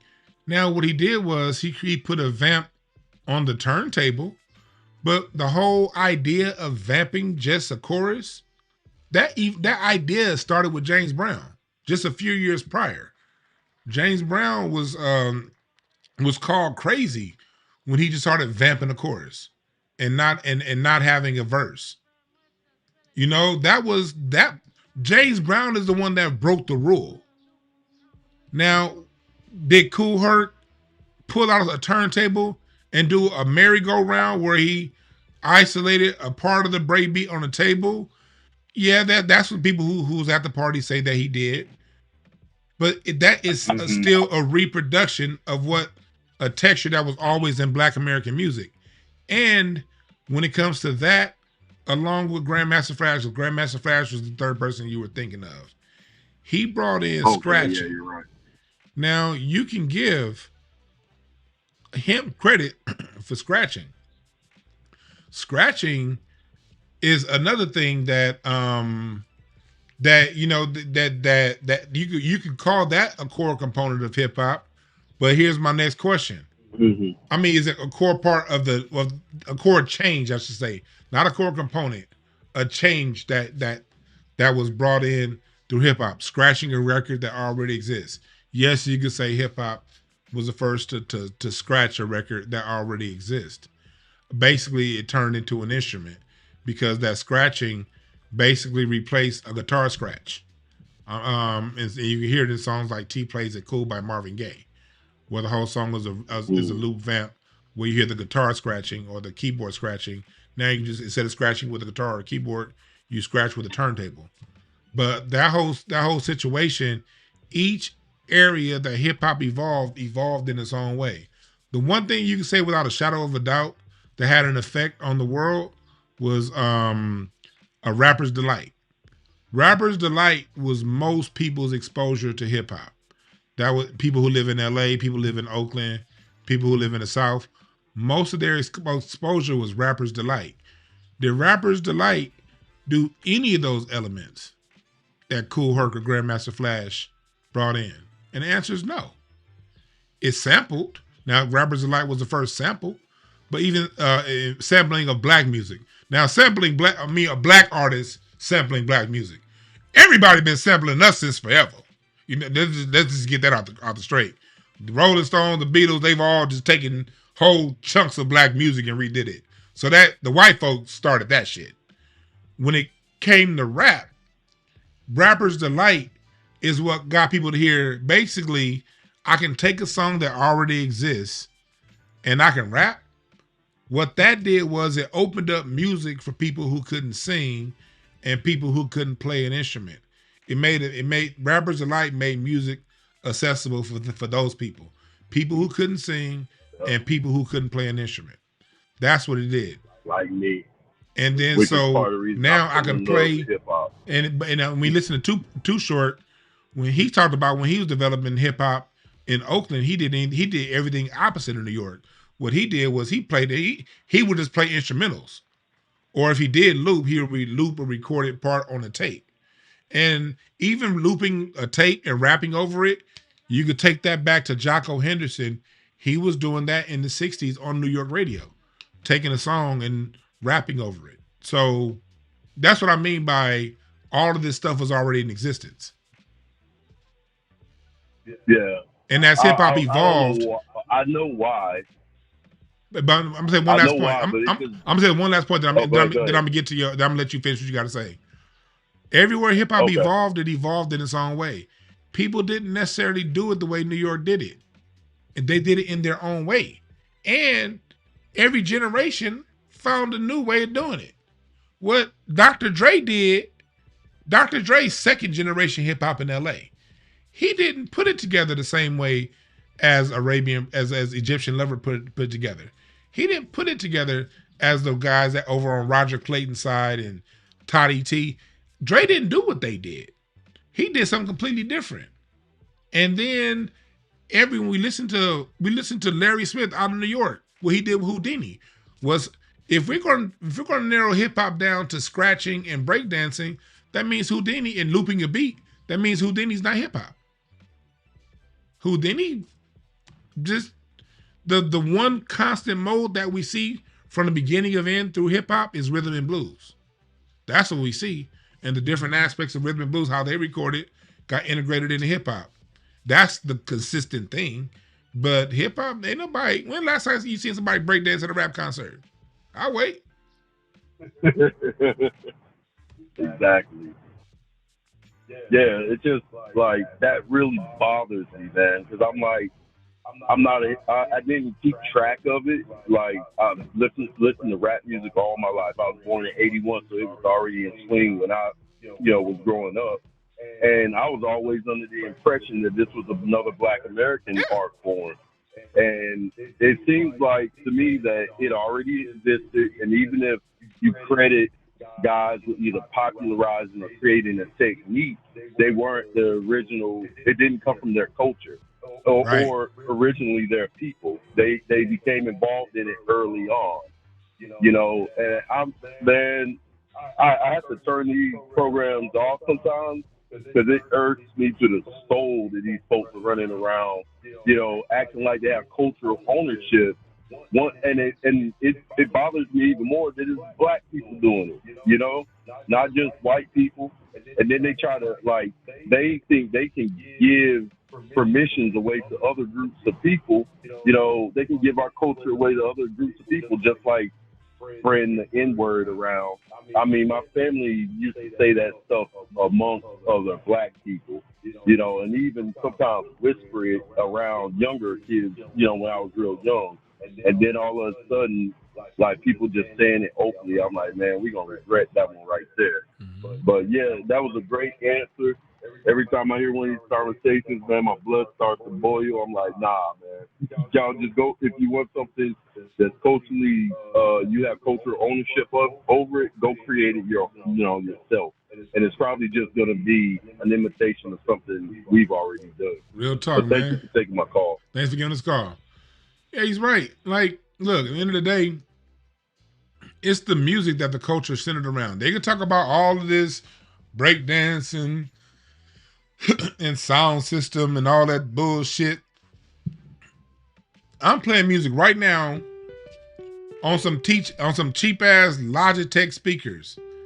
Is it not hip hop because I don't have a sound system? So what? If sound system culture is the basis, just think about how asinine these people sound. They sound stupid.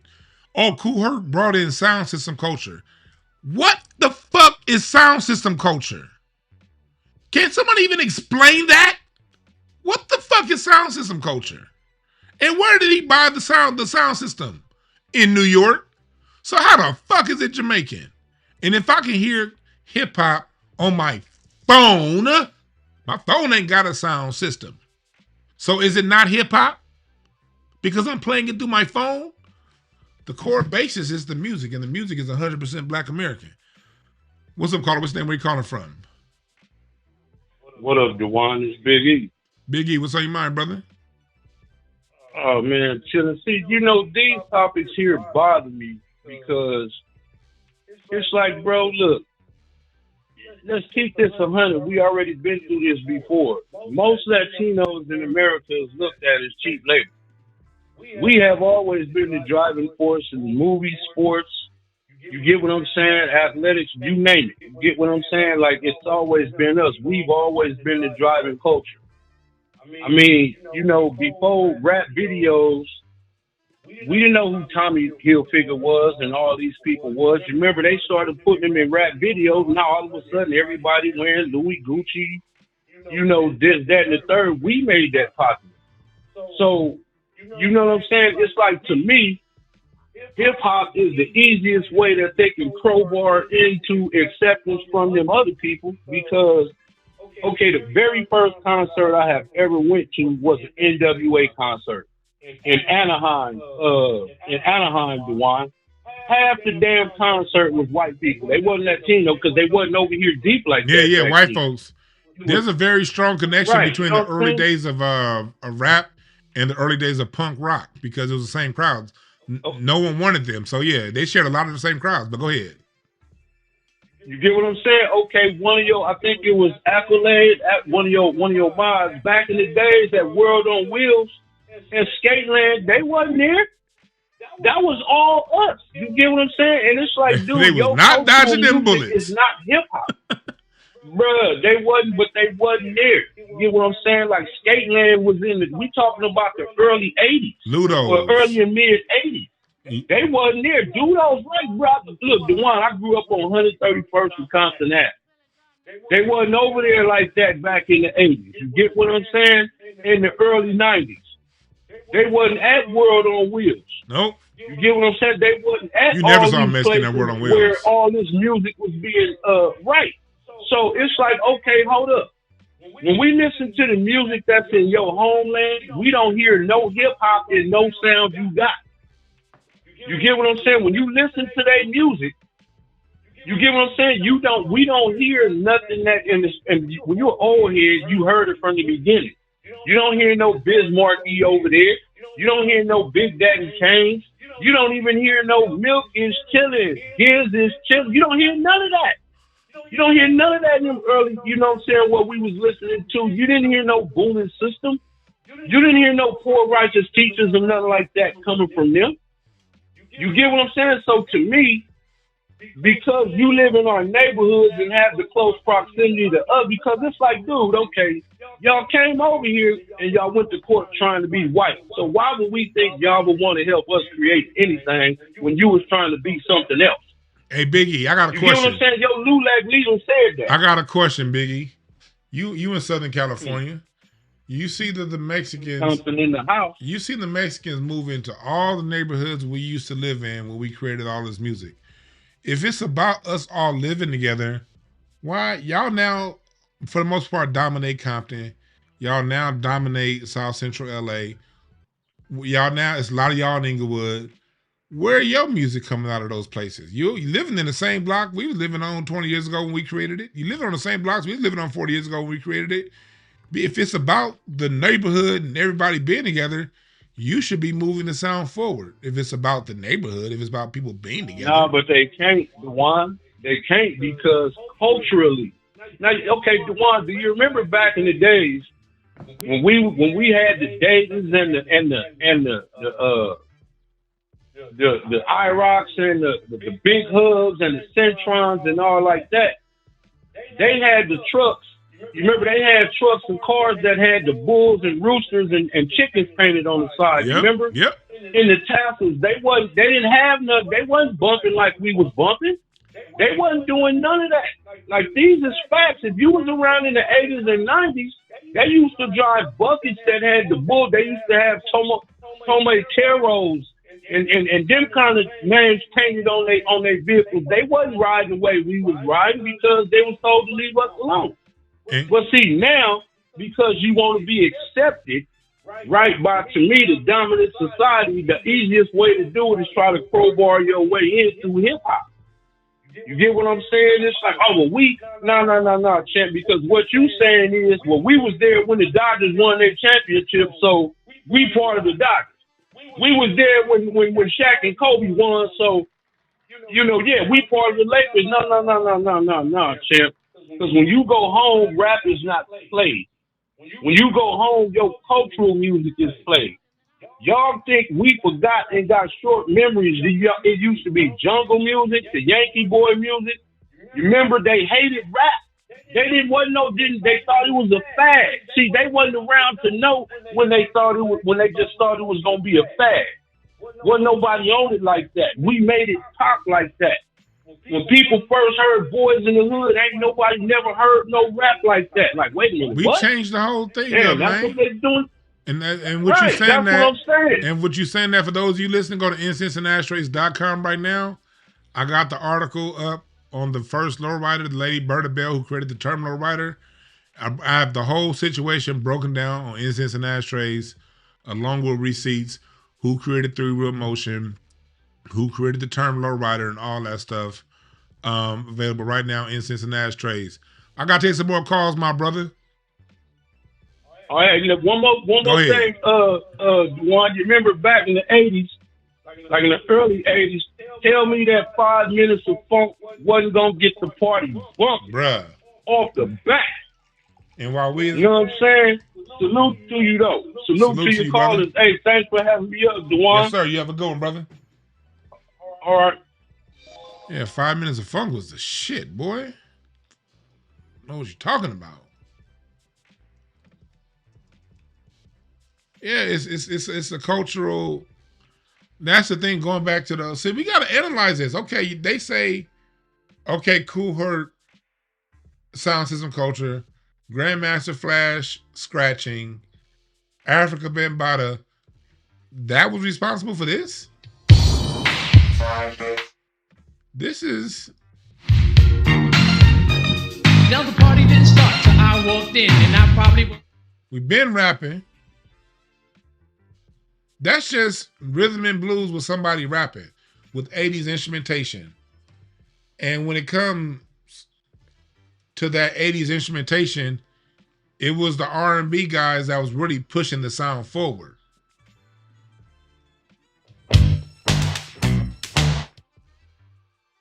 That same 80s classic sound.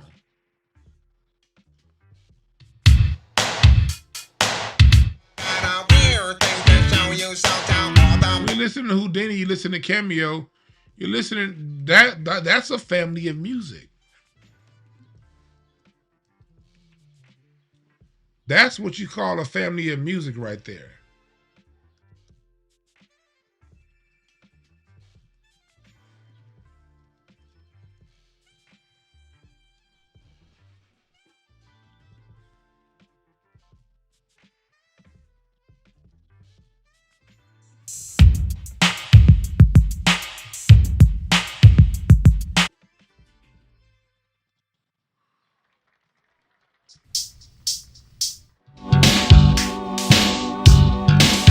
It's just that in the 80s, the sound changed. It went digital.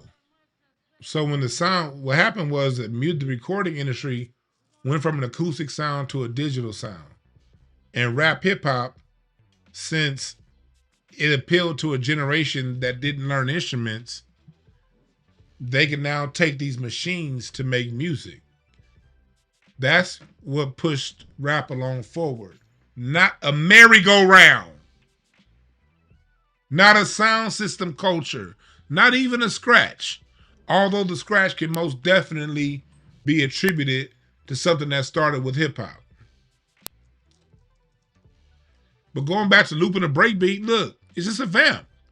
You got songs like T Plays It Cool. What is that?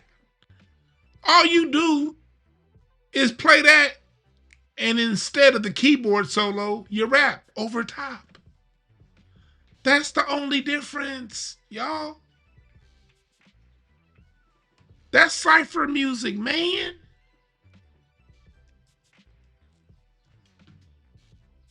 That's all it is.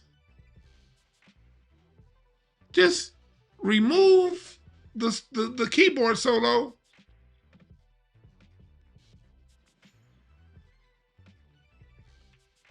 And rap instead. Yeah.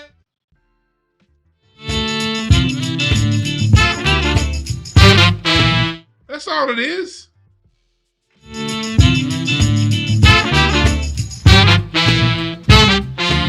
That's all it is. James was the first one to just vamp something like that.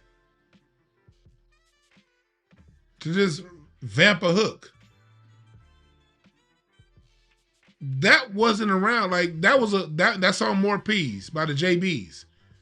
James Brown was one that broke that rule to just vamp. Let's just get a hook and vamp on the hook. And then let's do a trombone solo in the middle of it. Hand. And then when you hit it. They gave Watergate song. The whole song. They gave the people. What the fuck do you mean Kool Herc created that? He's literally vamping that the whole song. Dun dun dun dun dun dun dun.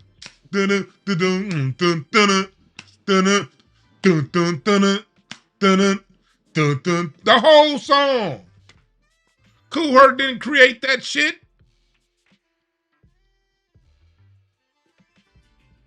But Kool Herc will tell you, he's honest. I got it from James Brown.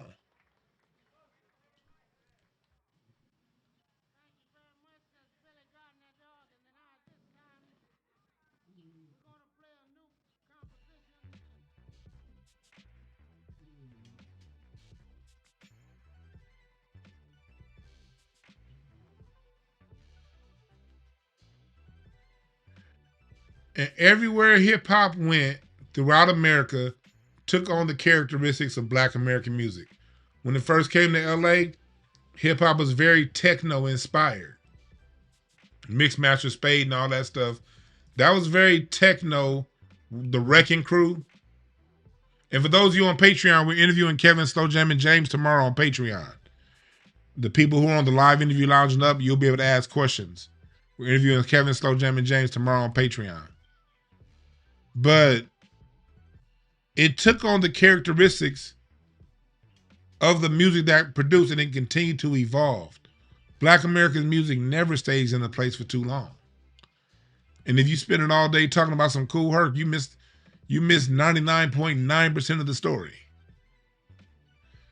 This ship was going to sell whether or not Cool Herc had that party. That's what people got to realize. This ship was going to sell whether he had that party or not.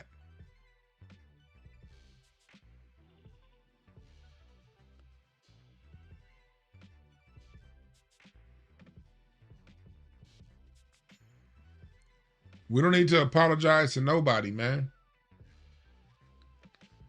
Our culture is so deep.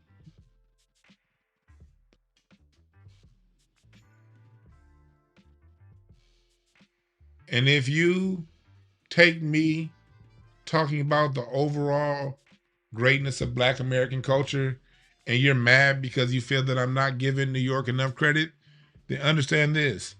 That is your problem. Capiche?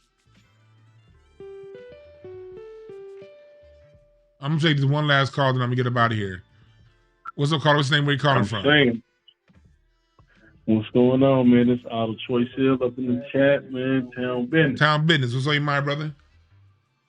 Oh, man. You know, I always go back to Do the Right Thing movie. We saw the Latinos in the movie, man. We saw what Spike Lee showed us. The Latinos hated it. They called it Jungle Bunny music. You know what I'm saying? Yeah. Chase Radio Raheem off the street, off the curb, told him to hurry move that stuff down the block.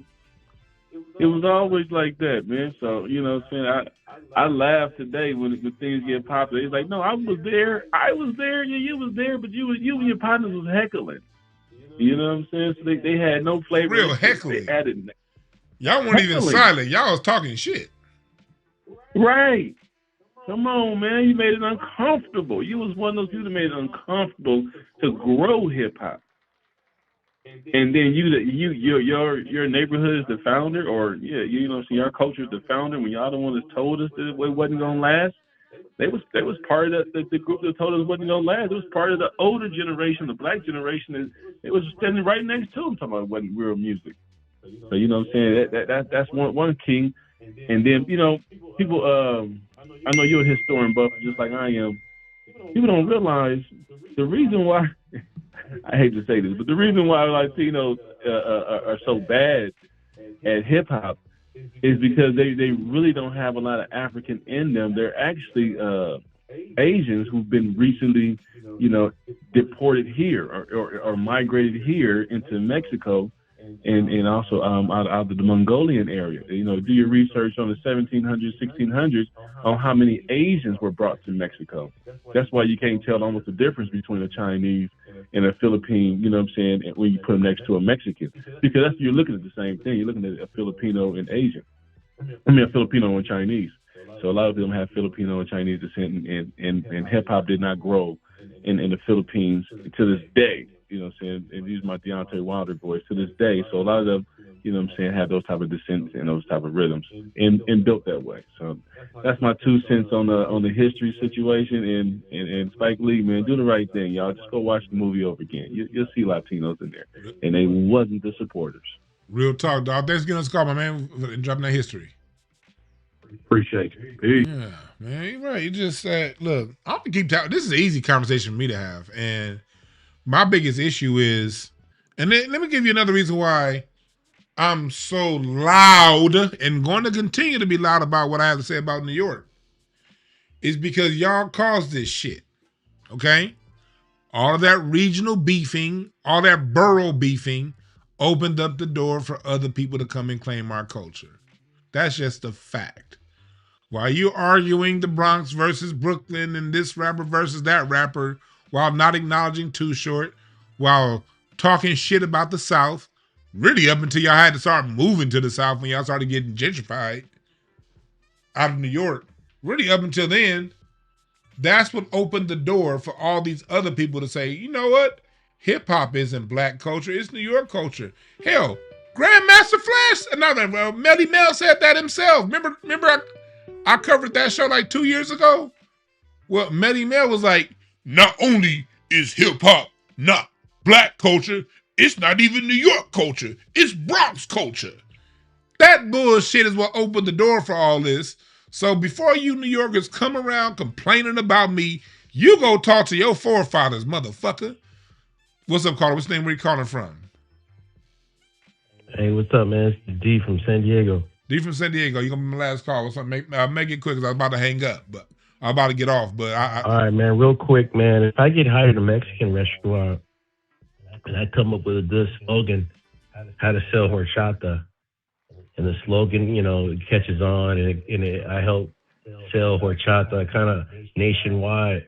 I came up with a good campaign, but I can't say I started horchata, and I can't say I created it. Real talk, just because you worked there. Real talk, man. But thanks for giving us a call. Yeah, I'm shutting the phone line. See, there you go. I told y'all. Here they go. Here they go. Although nothing in hip hop started other than what we got in today's hip hop, none of that shit started in the Bronx. You listen to Too Short, none of that Bronx culture. None of Ice Cube, none of that's Bronx culture. Nothing ludicrous is Bronx culture. There's nothing in Outkast that's Bronx culture. Absolutely nothing. I just proved to you. Do you want to call in hip hop logic? You must be new around here, or you must not have been here 30 minutes ago. I proved it. I proved it already. You might want to hit the rewind button. And I already proved it. Hit the rewind button.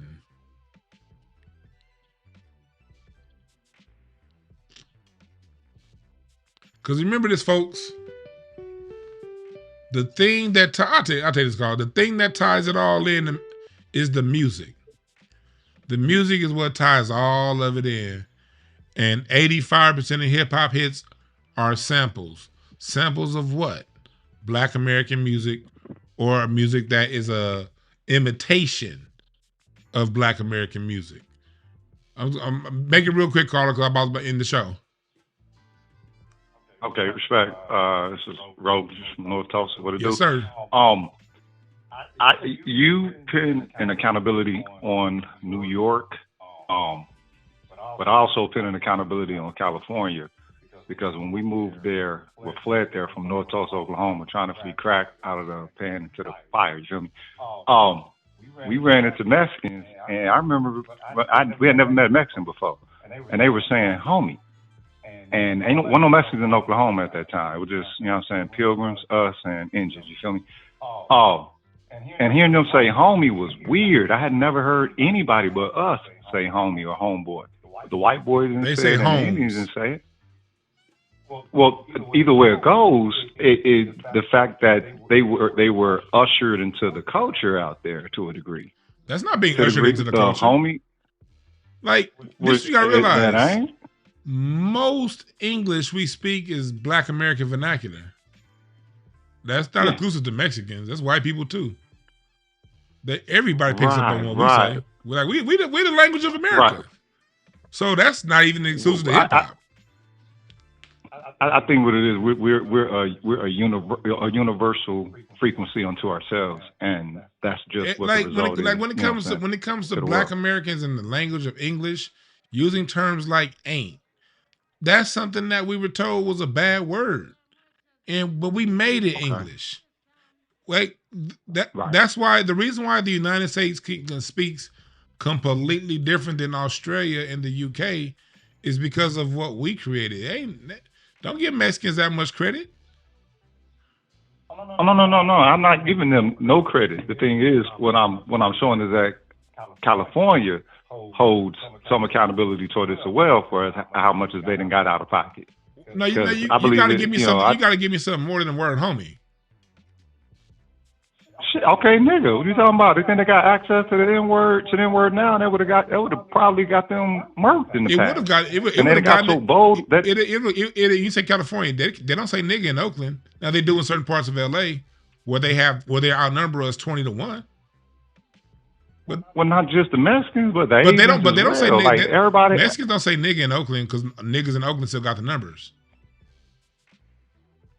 I mean, with the fact that they said it all and they're still embraced. That's the ill part, man. Embraced? How? Niggas out in California embraced still. What are you talking about? Come on, man. I lived out there from '88 to '93. We live in different. When we live in the same, we're forced to live in the same neighborhoods. Mexicans and black people do not interact out here like that. Now the gangs do. Some of the gangs do. But the gang life is the gang life. The gang life and black people are two different things. When you dealing outside of the gang life, let me say allowed, not necessarily embrace. We'll say allowed because the black people out there, when it comes to other cultures, are likely. They likely acquiesce. It's like, you know what I'm saying, niggas here in Texas. I don't know what the fuck niggas in Texas got going on with these essays here. It's weird. It's really weird, and they'll defend them here. Let's go with that. Let's go with your logic and say, okay, black people, and let's not put that on Oakland because Oakland, they got the numbers. They don't, and Norteños don't act like the Sureños. So because of the Sureños down here use the word nigga, and they say the word homes. Hard R as well. Hard R as well. Okay, you know they be out. Let's go with that. They use the word nigger. They say homes. Yeah. So that was us accepting them into hip hop. No. Accepting them into black acceptance. That's the thing. I see this filter that black people we putting up now. This shit is new. Because you was out here. You was out here 30 years ago. I'm still out here. I mean, the reason why I say that is because, like I just showed you on the pictures, I'm still at the concerts. I'm actively on the scene, and Black LA and Latino LA is still completely segregated. Even though we may all live in the same apartment building. They're not in the black nightclubs out here. They're not around us musically. Now the bigger acts like Ice Cube or War, they'll go to those. But when you're talking about what the Black American music scene, the Mert part, what's going on at the West Side Theater, what's going on in Venice, what's going on in Hollywood, what's going on in North Hollywood, it's still completely segregated. I mean, for real. I don't know when last time you was out here, but we're still very segregated. 2007. Well, I was on the scene last Friday. We live in completely different worlds that intersects. So you don't think that the younger generation are coming up? I'm out there. Like, look, do you hear what I say? I'm out there. I'm out there. No, LA is still very segregated. Very segregated. Now the pop artists, because you got to understand, pop is still, what goes on at TDE is still controlled by Interscope. Now Interscope will go around and say, okay, yeah, no, you need this person on. That's just industry politics. If you sign to a major, you got to play the industry politics game. Outside of being signed to a major white label, Mexicans over here, black people over there, and I don't know if you follow me on Instagram, but I'm in the streets my IG is popping with me in the streets. The jazz festival, the music scene, we ain't in the same world. Hell, you don't even see Mexican taco trucks pull up to the Gardena Music Festival. You're gonna see B&R burgers. You're gonna see nigga food. You're gonna see the only tacos you're gonna see on Crenshaw. The only tacos you're gonna see at a black event is Mr. Taco Mail, black owned. You're gonna see Trap Kitchen. You're gonna see all flavor, no grease. The Mexican food you see is gonna be some nigga shit out here. We are completely segregated. Yeah, definitely segregate. I can definitely see that. But when it so let's say that now when it comes to the FBA perspective of identifying one's lineage, that is causing much more of saying the gatekeeping than it was in the past, whatever. But I remember the start of it of the out of pocketness. I'm 47. I think my generation might be the latest of Gen X or whatever. And with that, it was no passes, whatever. You know what I'm saying? I don't know if the millennial group got a little bit more friendly or whatever with these motherfuckers, but it was no fly zone with none of the fuck shit with them. The younger that the black generations get, though, the more that the outsiders are permitted to get This out what of you got pocket to into understand. a disrespectful. As elders, we got to give them young niggas a break. Don't be that person. You got to understand. These kids are outnumbered 15-1. What the hell they gonna do? Yeah. If a Mexican want No, to we're say, talking about establishing the value I'm first. We're talking just talking no, about establishing even value with the first. Nobody's values. I talking know about starting because my social sister's a friction. teacher in the LA in the school district out here. Let me put you up on game. What goes on out here? First off, the black kids. When we want to be nice to the younger generation, or we want to be critical to them, they were in class at best outnumbered 5-1. That's at best. Usually it's 20-1. And then when they get to the administrative staff, I was just talking to my sister about this yesterday. They'll let the Mexican kids call a black kid nigga. My sister was just telling me last week, some kid just got expelled from school because they kept calling him nigga, and this one black kid beat up 5 of the Mexican kids, and the black kid got kicked out of school. That's reality. So I don't go around and be like, you should stand for the culture. I'm not about to tell no black kid to stand 10 versus 1. And then they have a school administration to back them and a LAPD and a sheriff department that's 60% Mexican. So when you call the police, who you calling? Another Mexican? You call it in. You call it in. So get a kid some But black people, black people never believed that they was tribed up like that, though. That's the thing. Black people believe they was tribed up. Black people accepted them as they present themselves as some form in California of had no choice because they hired them motherfuckers over us. I had 3 homeboys applying for the LAPD with clean records. None of them got the job. Mexican got Big Brother work for the goddamn Mexican mafia, and now this nigga's a sergeant. That's the reality. But I was about to log off, man. But thanks for giving us a call. Yeah. Do your thing, man. Do your thing. Respect for the bills. Appreciate the sharpening. Be well, homie. Like if y'all notice, I'm very, very, very rarely critical of the youth. The youth are dealing with a completely different dynamic than we dealt with. And if you niggas ain't from LA, y'all need to really calm the hell down. In the 90s, it was way more of us than them. If you're under 35, if you grew up in LA and you under 35, they always outnumbered you. And I gotta hear some 60-year-old from Georgia say, that's what's wrong with them California kids. They let Mexicans say they outnumbered 20-1. What the fuck they supposed to do?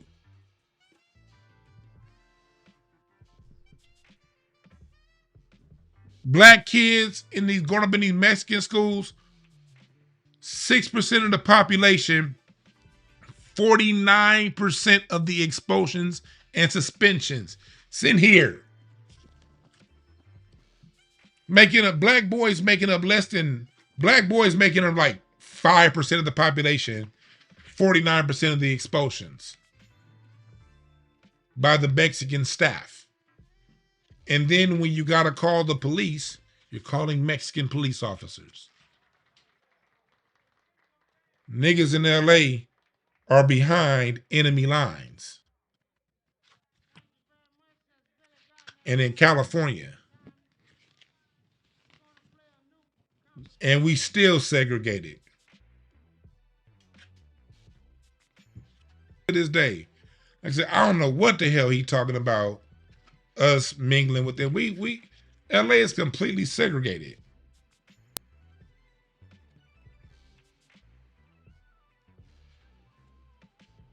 Look at it, here we go.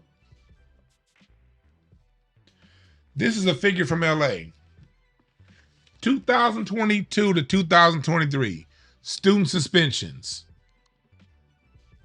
Look at that. Look at that. And that's mostly Latino and Asian teachers.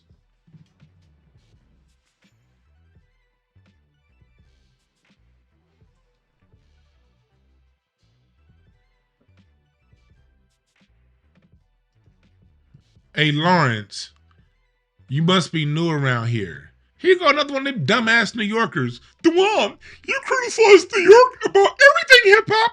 Admit, West Coast hip-hop messed up gangsta. I've already talked about gangster rap 1,000 times on this channel. Where the fuck are you New York dick suckers when I talk about West Coast gangster rap? I talk about that shit all the time. Where you niggas be at? Like y'all wait till I only tell the truth. Anyone who comes here knows that I've talked about West Coast gangster rap 1,000 times until I'm blue in the fucking face. I've talked about West Coast gangster rap. That'd be the most frustrating thing when y'all come around. You only talk about, man, y'all in New York, y'all cry like bitches, I swear. That's why I don't respect it. All this shit, I don't think I've ever said 2 good words about the game. Y'all niggas cry like bitches, I swear. And I don't respect it. I don't respect it. I do not respect it.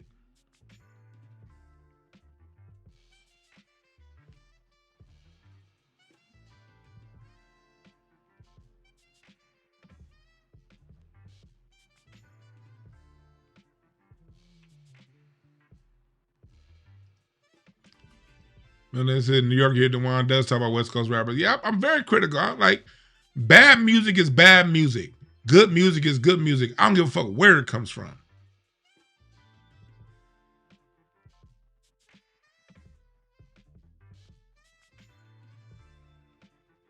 Right, I was dissing gangs yesterday. Thank you, Easy Eye. Yesterday's show was dissing gangs. I don't have a good thing to say about these LA quote unquote gangster podcasts either. They can go to hell just like niggas saying Cool Herc created hip hop. All y'all can go to hell.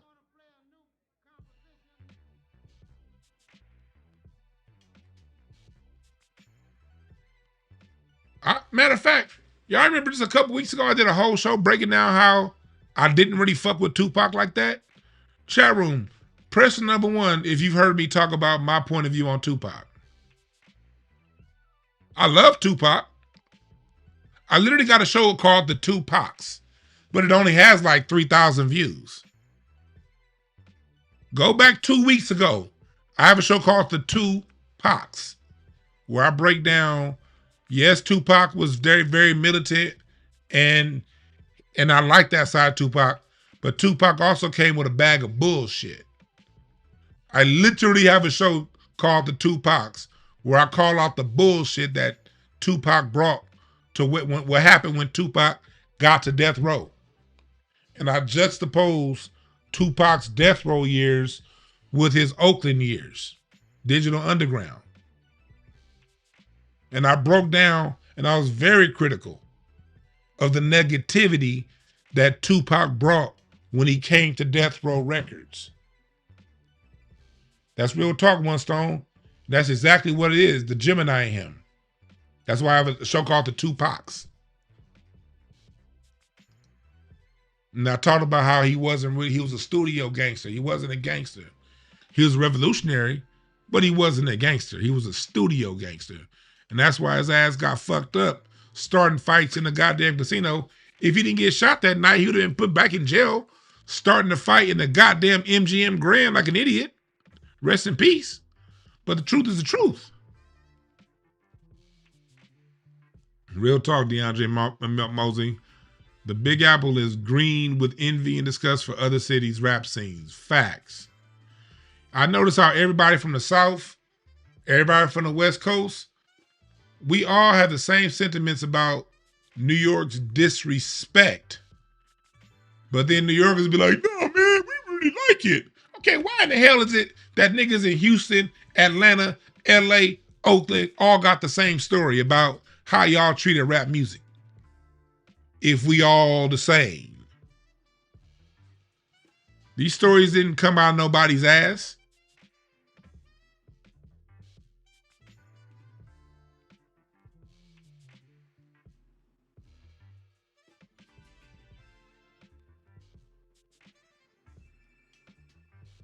I'm critical of the South and trap music, but I got a handful of people from the South. I got a couple of Southern trolls, but for the most part, the people from the South, when it's time for me to be critical of the South, when I talk about how Atlanta killed rhythm and blues, they don't really bitch like that. They be like, I like that music, but I see your point. It's only you New Yorkers. When I talk about how much I can't stand go-go, DC people, we jab back and forth, but they don't cry like bitches when I talk about go-go.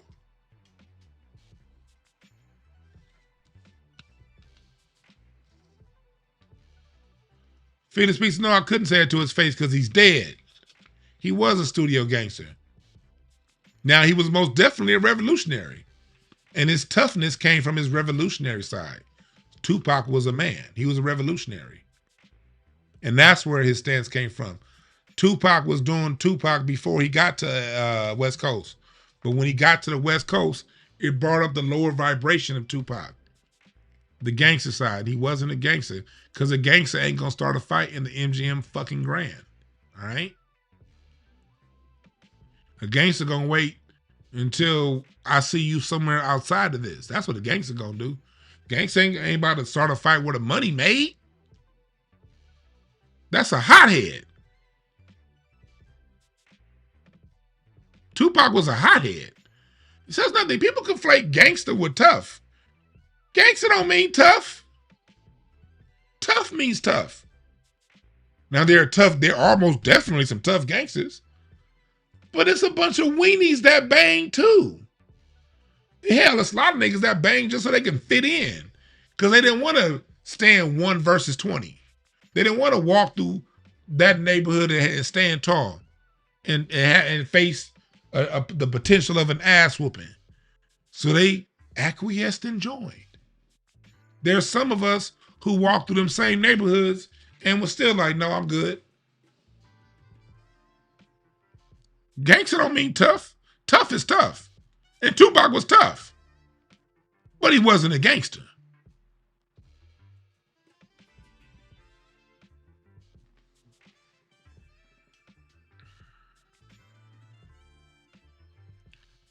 Yeah, Tupac was a revolutionary. Somebody says, so was Ice Cube a studio gangster? Lil Zeus World, you're going to have to listen to some Ice Cube music and stop asking questions that you've heard other people say. All right? You're going to pull up Death Certificate. What does Cube say about banging on Death Certificate? What does Cube say about banging on America's Most Wanted? What does Cube say about banging on Lethal Injection? What does Cube say about banging on The Predator? All of those albums talk to you about the dangers of gang banging. You know by the questions some people ask whether or not they listen to the music. That's just some shit you heard old niggas repeat.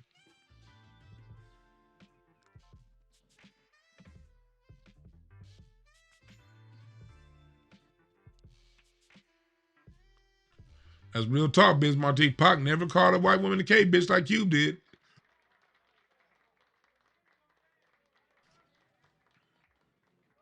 And that was nothing when Pac was in LA. See, I got a whole nother point of view on that. When he was in LA, it was a lot of, not just him, Death Row Records. Death Row Records between 92 and 96, between like 93 and 96, did a lot of punk ass shit in this city. Death Row Records they all did a whole bunch of hoe ass shit. They be at the Comedy Store and they would grope a chick that's with a dude, and then when the dude react, Pac and 10, 20 other niggas jump him. Man, fuck out of here. If you grew up in LA, that was before I was born. I was born. I was in high school during that time, middle school, so I wasn't on the streets.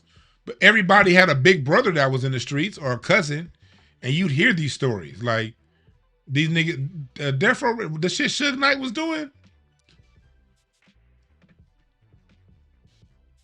That was all a bunch of bitch ass shit.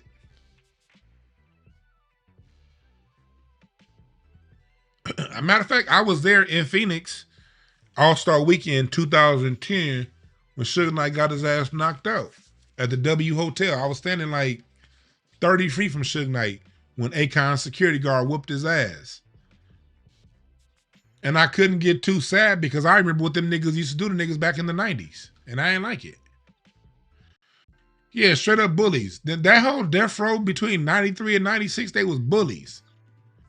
It's all fantasy to you niggas that are out there, but there are real people out here in LA that was affected by them bullies. They were dope ass musicians, artists, but they was bullies. And I never liked bullies. I don't give a fuck if the bully come from LA. Fuck them.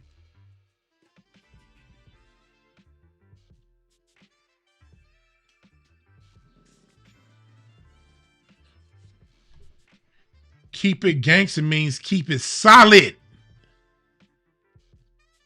He said keep it, yeah. Keep it gangster means keep it solid. Did you listen to the music? Does Cube talk about banging on anybody else? Does Cube talk about selling drugs? Does Cube talk about my neighborhood versus your neighborhood? Does Cube glorify black people getting killed? The answer is no, no, no, and no. Hell, Cube also wrote a song called Dope Man too. Does that mean he was a drug dealer? If you listen to the song Dope Man, the song Dope Man is critical of drug dealers. If you listen to Summer Vacation is talking about being a gangster is going to get you end up dead or in jail. Did you listen to the music? Hell, I know because I grew up on LA and Cube was a major part of me not getting on the streets. When I was 10 when Death Certificate dropped. And when I heard him talking about True to the Game and songs like Us and Summer Vacation, that pointed out the absurdities of gangbanging to my 10-year-old mind.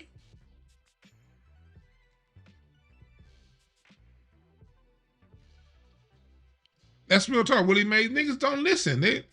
They heard some old nigga say something about a song or some white media outlet and, well, let me pull up a title. Well, did you listen?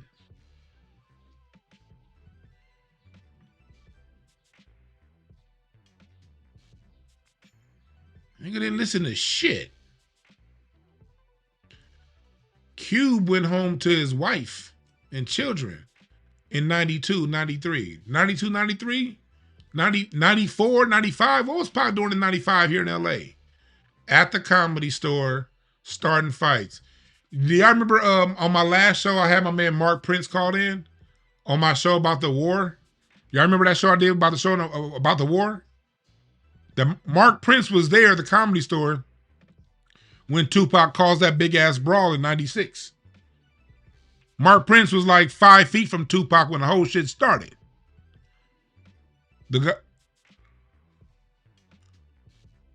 Somebody said, are we arguing semantics? Hey, Felix speaks. Lyrics aren't semantics. Let's be very clear. Lyrics aren't semantics. Lyrics are the core. That's not semantics.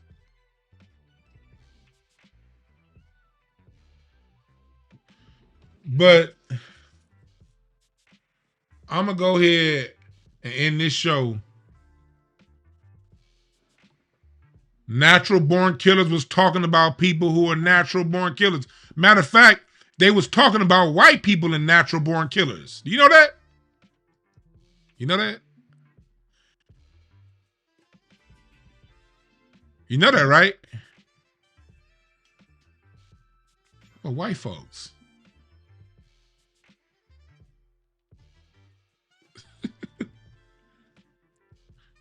You're right. Colorblind.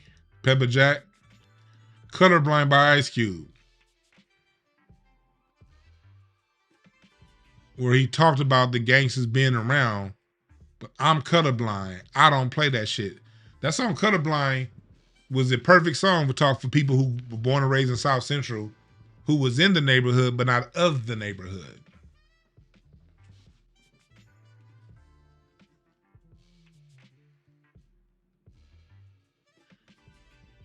Yeah, I believe Tupac would have matured out of what he was going through, but when he was with Death Row, he was wilding.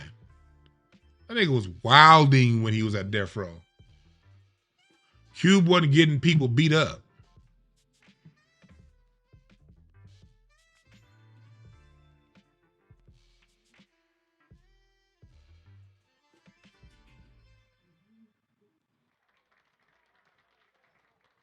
Yeah, that's right, Malik. The nigga you love to hate, right?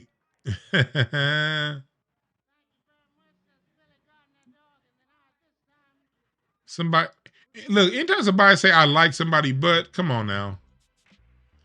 Cube never said anything negative about Pac. If Pac is not in your top, you gotta realize you shouldn't be offended if somebody don't have somebody you like in their top 10. Black American talent depth is so deep. If somebody don't have one of your favorites in the top 10, that's fine. Tupac is not in my top 10. I don't really have a top 10, honestly. I listen to however the hell I feel. If I do have a top 10, it's going to be the top 10 people I listen to the most. And Tupac wouldn't be in that. Tupac is nowhere in the top 10 people I listen to the most, although I've heard everything he's ever released. I've heard everything Tupac at least 5 or 6 times, but who I'm going to listen to? I'm listening to Cube before I listen to Tupac. I'm listening to Too Short. Before I listen to Tupac, I'm listening to Tribe Called Quest. I'm listening to Nas. I'm going to listen to Outkast. I'm going to listen to the Goody Mob. I'm listening to Scarface, Snoop. I'm listening to all them before Tupac. Kanye, Common. I'm listening to Common before I listen to Tupac. B is one of my favorite albums ever cut. Give a fuck about no goddamn region. Good music is good music, you dig? But Tupac released so much great music, I can see how that vibrates with people. And I can see why he's people's number one. It makes sense why Tupac is in most people's top 5. That's true. But most people's top 5 is a popular debate. People ain't giving you the top 5 people they listen to. People want to fit in with their top 5. You gotta have Jay-Z. My top 5 is gonna be Tupac. It's gonna be Biggie, Eminem, and Jay-Z. And then the 5th person might be who you actually listen to the most. But most people's top 5 is gonna be Tupac, Biggie, Jay-Z, and Eminem. And then the 5th would be somebody that you actually like. That's why I don't even do top 5 arguments. Most top 5 arguments are cap.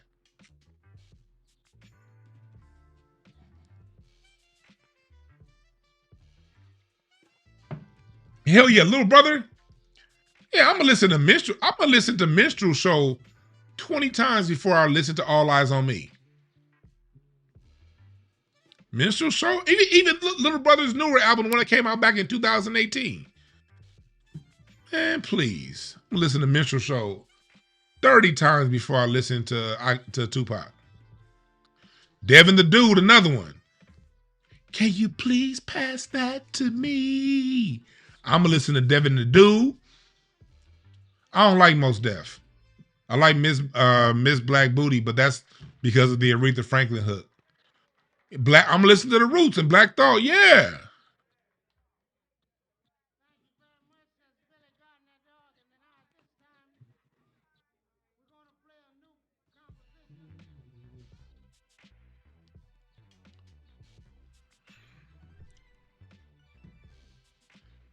Nobody who says this knows more music than me.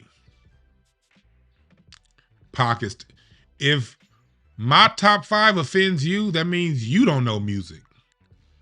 Anybody who knows music knows that There are way too many choices to narrow down to 5 fucking artists.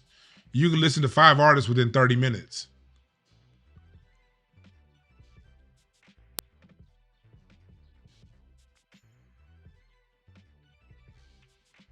Why would I limit myself to a top 5? To me, that's just dumb. You get into an hour-long argument when we could have listened to everybody's top 5 during that argument. We could listen to 2 songs from everybody's top 5 during this whole hour you arguing who your top 5 is.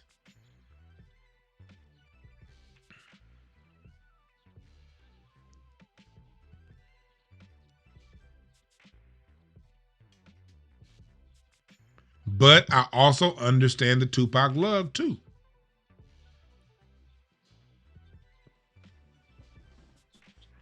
Hell nah, I don't put on Lil Russell. I don't like Lil Russell's music. I like what Lil Russell stands for, but I don't like his music. And that's what we're going to talk about tonight. We're going to do a late night live tonight. I've been talking a whole lot. We're going to do a late night live tonight, and we're going to talk about the whole Lil Russell thing. People were saying that Lil Russell shouldn't criticize Lil Wayne. We're going to talk about that tonight. They're saying Lil Russell should only criticize other Oakland rappers. That's what the Joe Budden podcast was saying, which is stupid as fuck. It's all black music. If you from Miami, you should be able to criticize somebody, a black artist out of Chicago. If you black American, you can criticize anybody. It's our culture. It's our music. Criticize whoever the fuck you want. It's our culture. All right. But I'm out of here, y'all. Y'all have a good one.